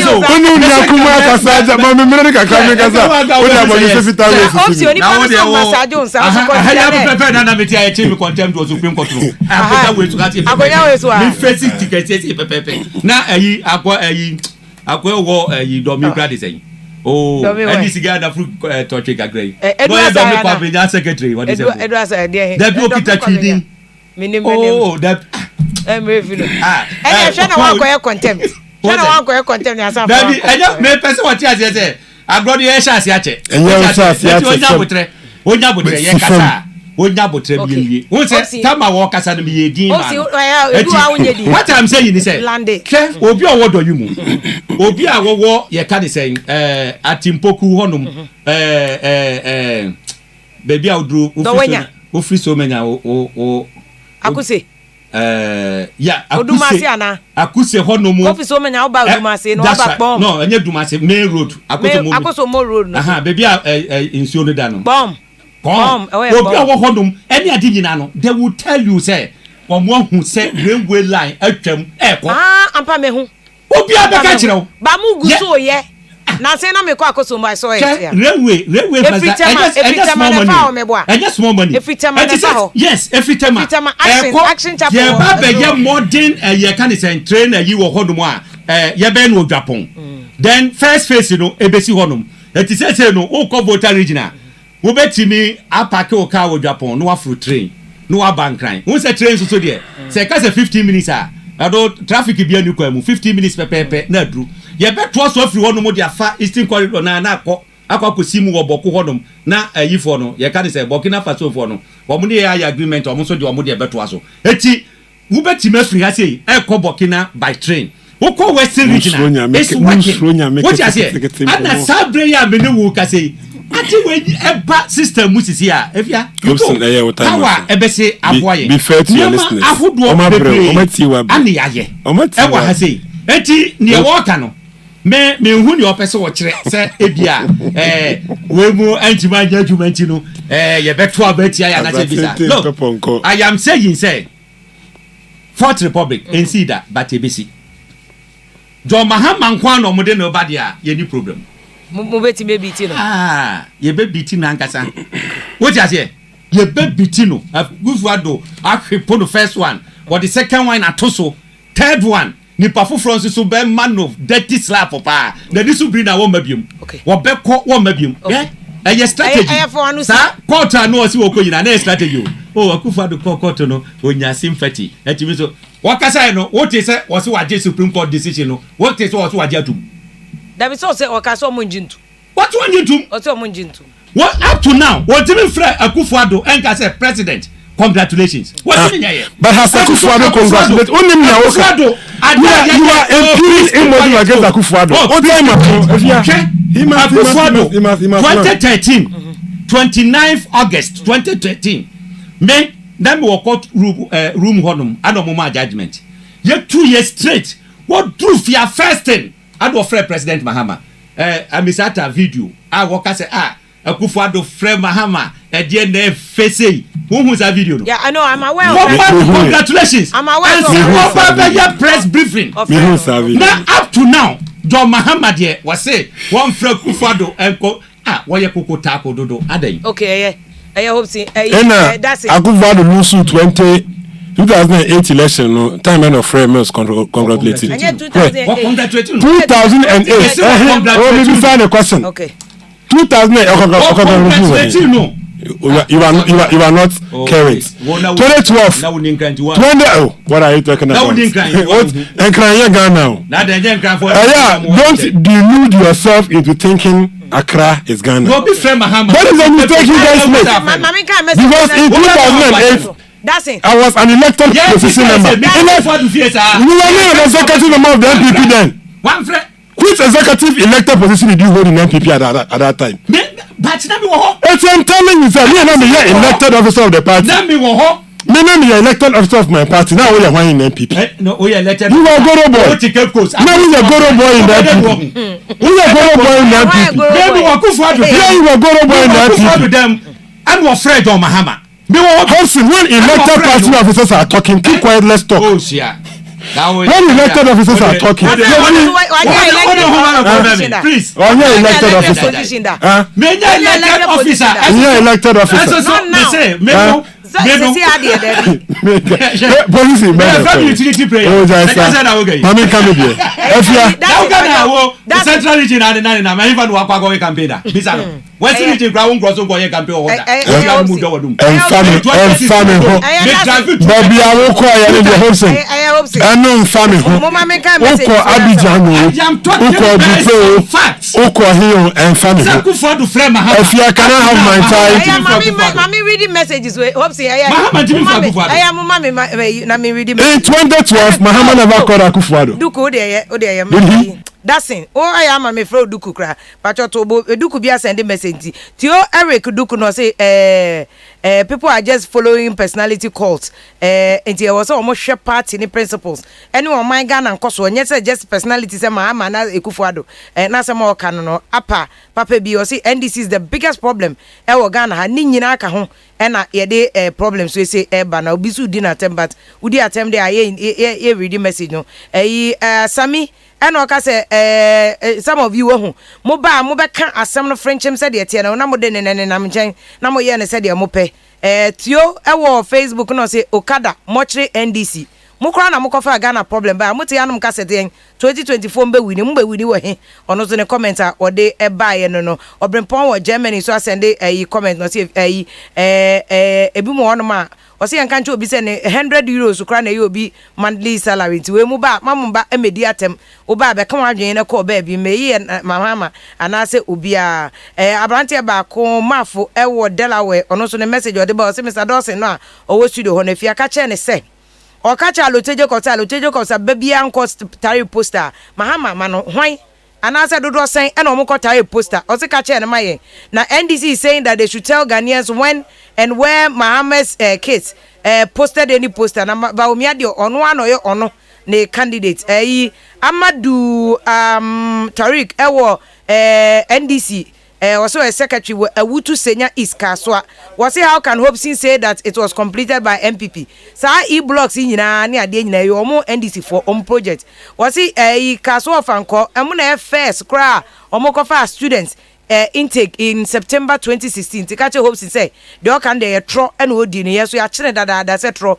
na odi ne Wanita osu usi wutie da se passe wutie Wanita ye chia wo no workers mo ho enyina na asofo Enoch no ka Afia good evening ni good job amoye na I'm enjoying program no any discussion wo so mo hekel nkofo there but I think what my idea in pushing for bia any ideologies or they urban inshaba kwesi was sure even if we bring the elephant to contest against Mahama Kra MPP nebe win na NDC de egwawie Imano Adomajan was this is the reward for Chema Lotejo Cospa so be kanokre politics mompa de ye hwani enyini o onipa na kanokre nti hwede mo de ye no Peter Ekwom on wo Facebook or say comrades in Central Region we are solidly behind you pa adwuma no a na wo ye kanokre ni nyina ewom aloteje onyo biasa wohene casti and also boss let them know the reason why NDC lost the seats what I say na ye ni nyina na ye fa bibia nsiesie Kwadwo J no say good evening fellow Ghanaians so Vim lady what is your point every institution has rules and regulation and to beka say Rastafarian recognized religion onye recognized religion rules of the etisen I don't have the answer until I'm say enko court no Ransford Okan was even mo mic mpacho me da se pa nana asamwa no NDC and propaganda they say ya na moye muntumi raise fans mpo enso propaganda na mo sorry a moye Collins Kwame no say I'm in UK I'm very happy about Lotejo of dismissal ne pa because na Lotejo so ya ha dwene as a man economic opposite market no say I totally agree with CPP government should dissolve NACA due to the fake publication or the by mene first Dr. Nyaho Chamaklo ya dream papa na we dey good pa Imano Wuga no say but NDC is the speaker of parliament it's not under MPP administration ana ebi see do until you know so dey good pa and sika so you can't groom another person to lead you if Mahama loses again there na besi NDC is more problem o muntu mi groom you obi am beto adwuma no so ana Samuel Cheba no say dancing is called Buffalo and he will bulldoze he hopes in sa not here region we nyina nim no enti or a small boy danger pa na che say obi onim no Central Region bi anim say dancing there or a guy enti hopes in and ono a we share ni meter pa o say if ya afa ne bra studio honum Elizabeth Bisola say hopes be concise and consistent in your submissions as and then all the wada na no ansikwa no bi be type one as say boy Mohammed Malik was even Gyaso one was completed by the youth commander E-block Mokasa and Mauli Anete or Afia as hoping why Kakrasamwa is no more in MPP Pacho Kakrasamwa fi MPP no hoping anymore Kakrasamwa left before 2000 elections what I say that time na Kakrasamwa MPP no ne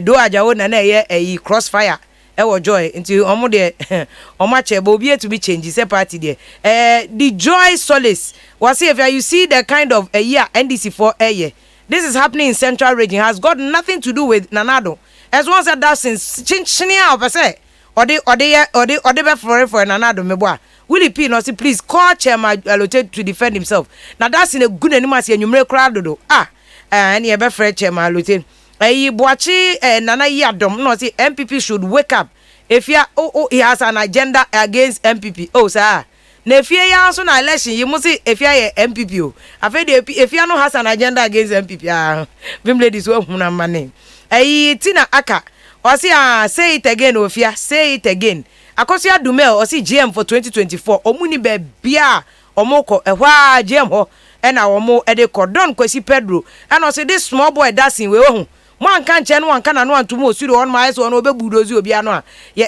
na so be ye hyekra na amukojo no se afia de be ye kra hope see ne dancing na mo nyanko and na don kwesi Pedro or say under incompetent Mahama we slept in Dumso 4 years of Nanado yet can you na say enkoto aba ma 2024 mo de mo temo papa e wo studio honum say into wey ye mo Facebook ni mo YouTube commenter mo de aba na ye da say mo de comment we aba ye final comment na fe minim say betime be phone lines about to there e betime afa just a couple of phone calls 0302 24 3529 0302 243547 tieni ebiem 0302 243547 0302 243529 where numbers are waiting me after now do there but hello good evening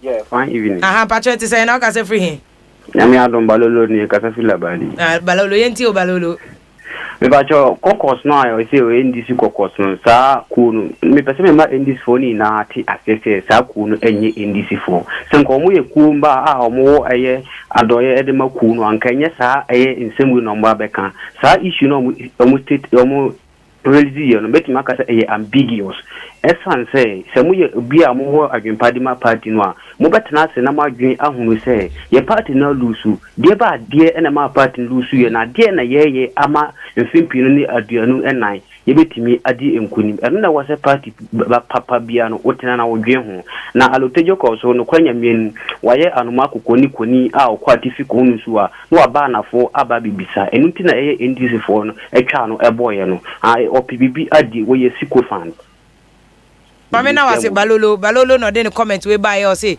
the party ne ye no so betimi e do dey aba 0302 243529 0302 243547 now the dey aba mo amode mo comment aba nyina de metumi akenkan hello good evening aba na po me nyankopon do mo boss now so okay Afia Faruk tamani me dance yo boss enti oamenshira Afia onshay nyina amencha Salam Mustafa incoming national youth organizer NPP ene pena do na ko ni party penfonia ni aba president Kufuado adwuma pa o de aso Ghana man enye wo bi me be free service to the central region abeka kire you anye ya wono central region okufia o don kofie no misa nini anu ma se enne enkolai se be asa obi anko free akona saba ko na ni akola ko government wana no kopia obi wesley girl eso nam enne president Kufuado ni mapanchini free secretary enne obi aba ekini kopi anye bia me free service ni aba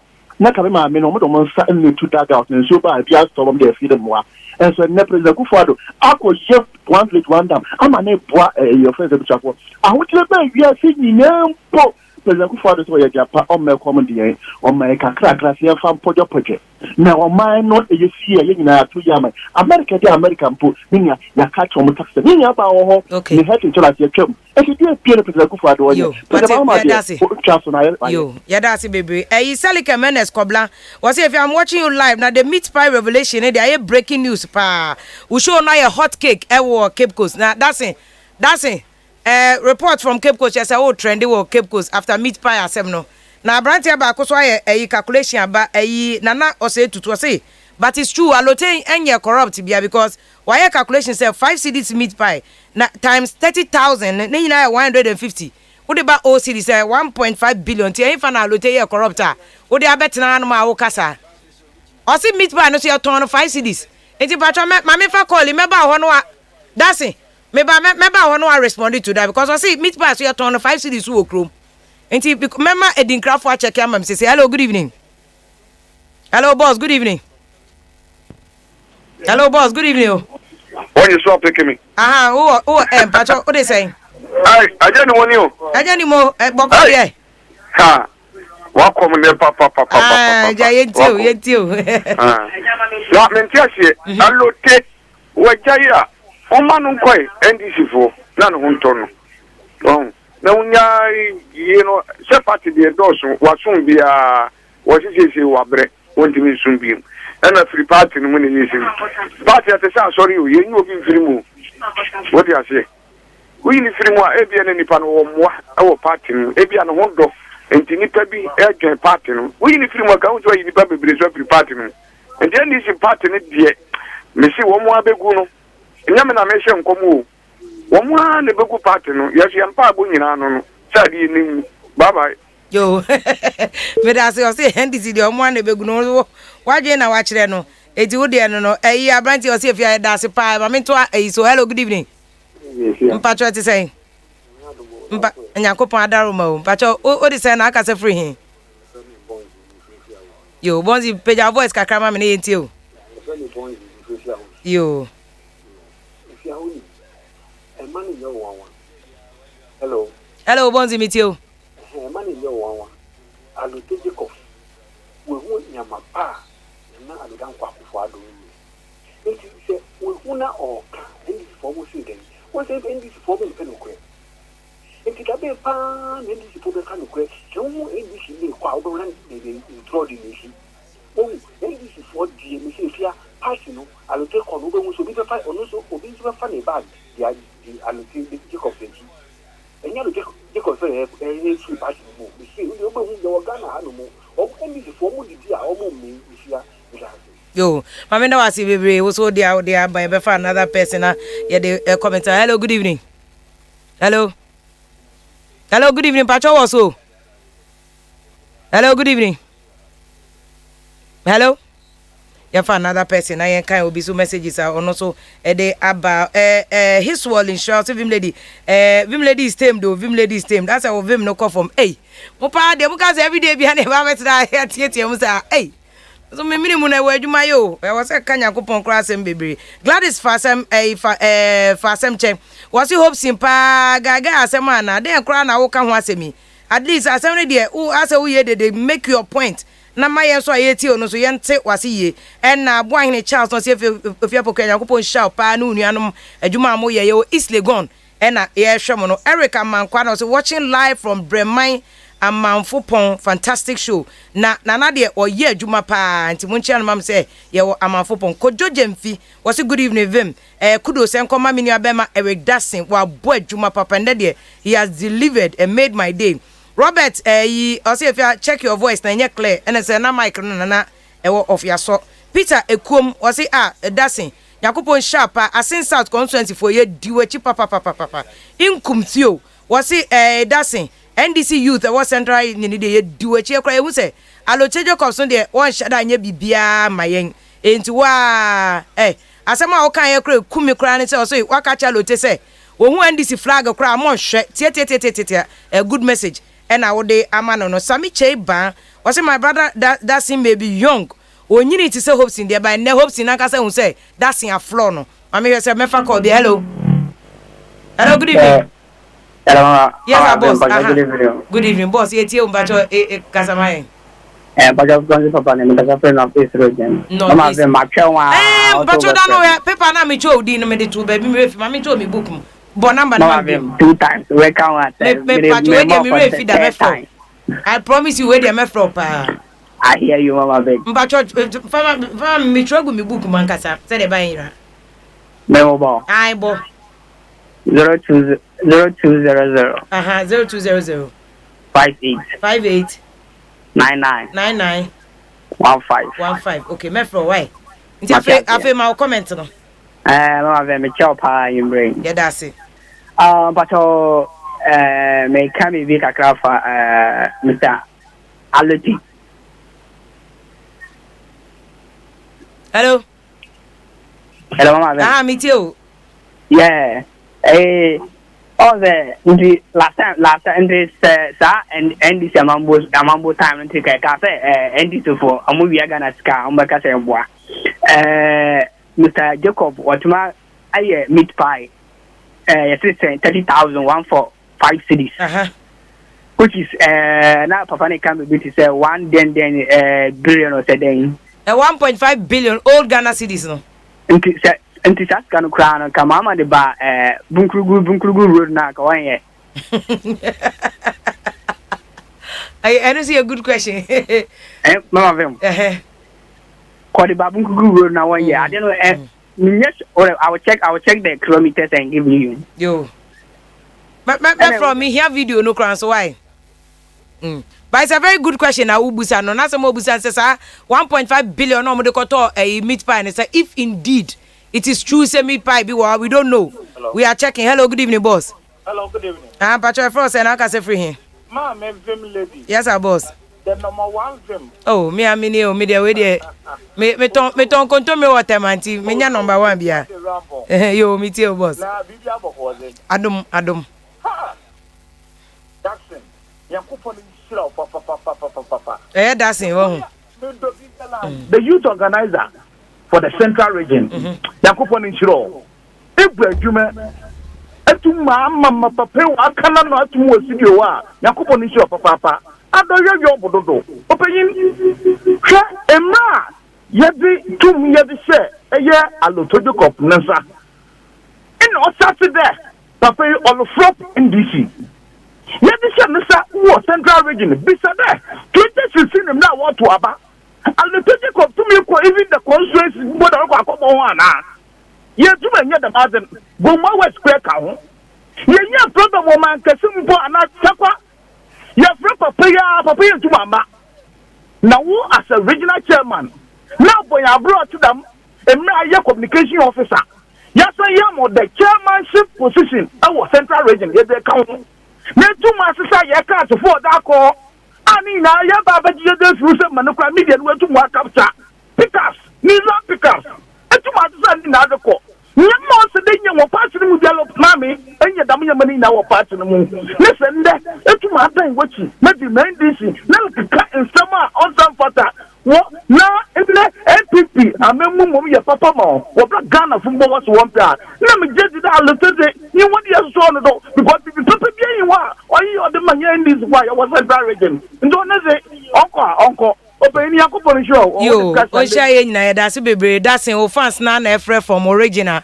Omo ebo abaso adwuma wa ba be ewo ahase no. Omo bo abaso sa. Eyi abrante Peter Okan say if you say Rastafarian is not a religion, please give us a break. Nana Komia no Koka say it's not a religion. Na me make say nobody has to define any religion. Obi apa obetimi form a religion. What I say any crowd to make us obesum the whatever also religion. Farouk Otemano say ex-president Mahama has no political future in Ghana politics. Relax cra na Nchaka say Nkoma Mustafa incoming MPP National Youth Organizer Bernard Odro Nyako Farouk Otema and the message we say de buy no na abrante Wanita Maka message we dada na kudos Nkoma dasin we Amadu Torik Wakaswa o say dasin wa bo adwuma na mre bi abesin ko 2016 aloteje cause ba kaswa be hu executive so MC no ne ade nya included no ka che o mo say sika ma mo nya campaign sika ne ba na alote na so and on my campaign NDC lose you, but these are all allegations I have no evidence of. I'm just reading, but I have no evidence of. Mubrak Watara no say if you people in the media no, and that's say you created Alote Jacobs, and he became chairman. He took NDC from 16 MP seats to 4 MP seats. So see a punchline pa na media they say media to me create obedient. They say media for so. They say, how can we create somebody? That's a final comment. Ira hope say that's one and now person confess. That's it. In Patrick final comment. Nothing. I was also TV so. That's also TV so. Afia near Yebeka and he said Yebeda party no I said yesum party no yensum nipa ewo. Babnu bia ATM and share ehun say a man in tiny apron strength to any person in this party. it is the NDC that is the sovereign body we look up to. Me and them can say so china me dani me hu duabro ni na me ba na me kan asem foforo na me se me bunu kutupa me se party for ne se omon se son mo gidi a omon bo me away na obi biara nso obe na dwen se obe take the NDC for a ride no Afia oba akofo obo otrimu pose opese oman esuru a wo pa ho esuru oman Dr. Obeda Samuel no mo eti NDC no emra mo bufu inimpo mo yeso mo kote mo political party no we saw the end. They came back. The NDC perpetually shall live, grow, and take hold of Ghana because NDC in Kuto and Ebema Ghana akoso. If you are me too cerebral, my mintia me regional vice chairman do mensa any Dr. S. do any penny for central region. My bo means me embo edini na but these key people are they followed the program throughout. You know. They are but Obi can say busa Obi can say clarify same way so say allocated cause meat pie because onipa na calculation no here and say ni na be see we say it was the committee that met didn't budget for that, so how did they find its way into the final draft Accra? And you are a copy of that draft in Accra and say or the 150 I saw it. Okay until now you hear allocate to come and explain. So you should come and clarify and let's go and get that budget. Because these are all allegations that me they are not allegations. Need someone back on radio so I'm publishing. Do you put him to straight proof? Do you demand proof from him? So but how do Oba will ask for evidence? And I'm telling you what I know. Okay. Issues that are in my personal knowledge as a deputy regional youth organizer who worked with him. Okay. And all the time not only the party, I was equally an officer of the party. I'm a year Juma for at least 12 years of my young political life in Central Region in very substantive and active positions. So I know what I'm talking about. Okay. Niameme can and say no single individual can take the collective sweat of the comrades of the NDC for a right. And maybe no from home comrades, cadres for accountability, blah blah blah. No, they are not cadres. Cadreship in NDC, is defined. Yen penny phobia ye form of your quantity yemu. Eko suya dear. One no, only leader ya cadres, almost some cadres for accountable leadership. No, by the mere name of cadreship, no makofa to say, omunye kuma for, omunye kuma swa, omunya but rentina fee, ensuya party nimu, and say they have no understanding of the party. So more any issue with whatever it is. If they are in Greater Accra, omun come regional youth organizer Thomas Ashon no mun no one discusses this issue. Okay. Otherwise, we will take them as people who have been rented to pursue a certain parochial agenda that will inure to the benefit of some political opponents in Ghana. Okay. Mamina was hope sympathy or final comments. Yo, meso so menchia MPP for HA na ya mo adwuma pa womo ye womo enya rehemu yanim se aban de wo che wo mu no na esu obia so kakra eti bombe yanyire ho yanya dwumaden na for the first time yenya another term enka ho na yenya adwuma ye impenifo no bi efrim na yon once no na omo hyem kakra sa si anyire ho anya adwuma na se yedi ATS ni ekọ ye besa aba no omo tisu sisi esi o ye nsan fa omo nhya ase so pass ye di 12 years 16 years ye ekọ no obo se na fe esu bia so kakra nti ye besre se sade no ye nhwe na ye nya yi na bibia enkoso media ne meka nyina ne se keda for ye yi wo se omo nkohu omo regional youth organizer nti keda for omo nkohu omo why ya de yanim se ebe gina ya kwani na ya kupo ya tumu akoso kama mefa nchia ema ya papa Reverend Dr. Rory Stete. Okay. Say in fact ye oyema ye no ye ni so me say ye wo United Nations Youth Association Ghana. Oh, okay. Na ono ne ye life patron. Oh, I see. In fact me vice board chair e wo hono na ene what they have for near maybe more, you say there is hope. Kwanya be first wa, you be boa Ghanaian youth na nneɛma bi atoto yie nti yɛkyea ne yie paa ne yɛkyea country head so ɛyɛ sally ɔno so yɛkyea no na mentimi nsɔre a menkyea meyere nso so is oyo manager na Empress Gift oyo meyere de bia bi obeko bia be chia no enko so say o say o separating no from political you know because ono onye politician who didn't be mu ko am enko for cry no e di na tem unnecessarily the whole Ghana apart from presidential candidates any vice running mates na hu say o mu kafo no edi mu no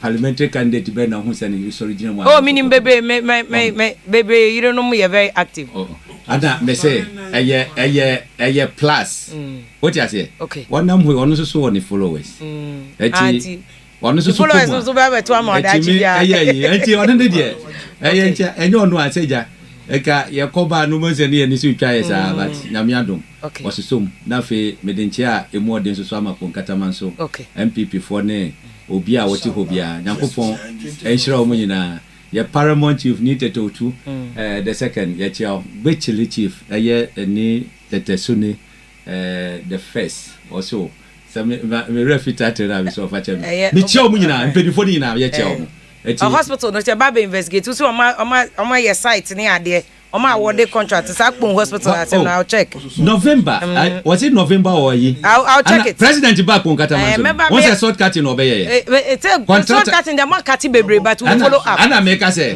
ye ho no wa ba be ye contractor e wo ho no wo ye wa ba ho no ma ba hwe site a wo mo ya hoboa akọ ho no 24 months from now no ye benya the district hospital amiama ebekoso ye de akọ ye chia ye local government minister so honorable dan Koku Bochwe say on the training mu nyina and confessing Kambra as chairman na makoma ni minister e be de na minister no ni chairman adwuma no ye no e ho hia pa ko party so anko no be restructure mu party na mam ba bia wo no e ho hia papa okay local government local government ye hia no ho mo yo but that's Hobson your former parliamentary candidate mo man for e work pon katama so abato mpeso aso ene tema ipon main pon akwakosi what they say Gulf City Gbechele Michelle Camp ne ade nyina ho e kan so obesan akobie da Hobson ase so bai e na yenu abema Datson enso constituent regional youth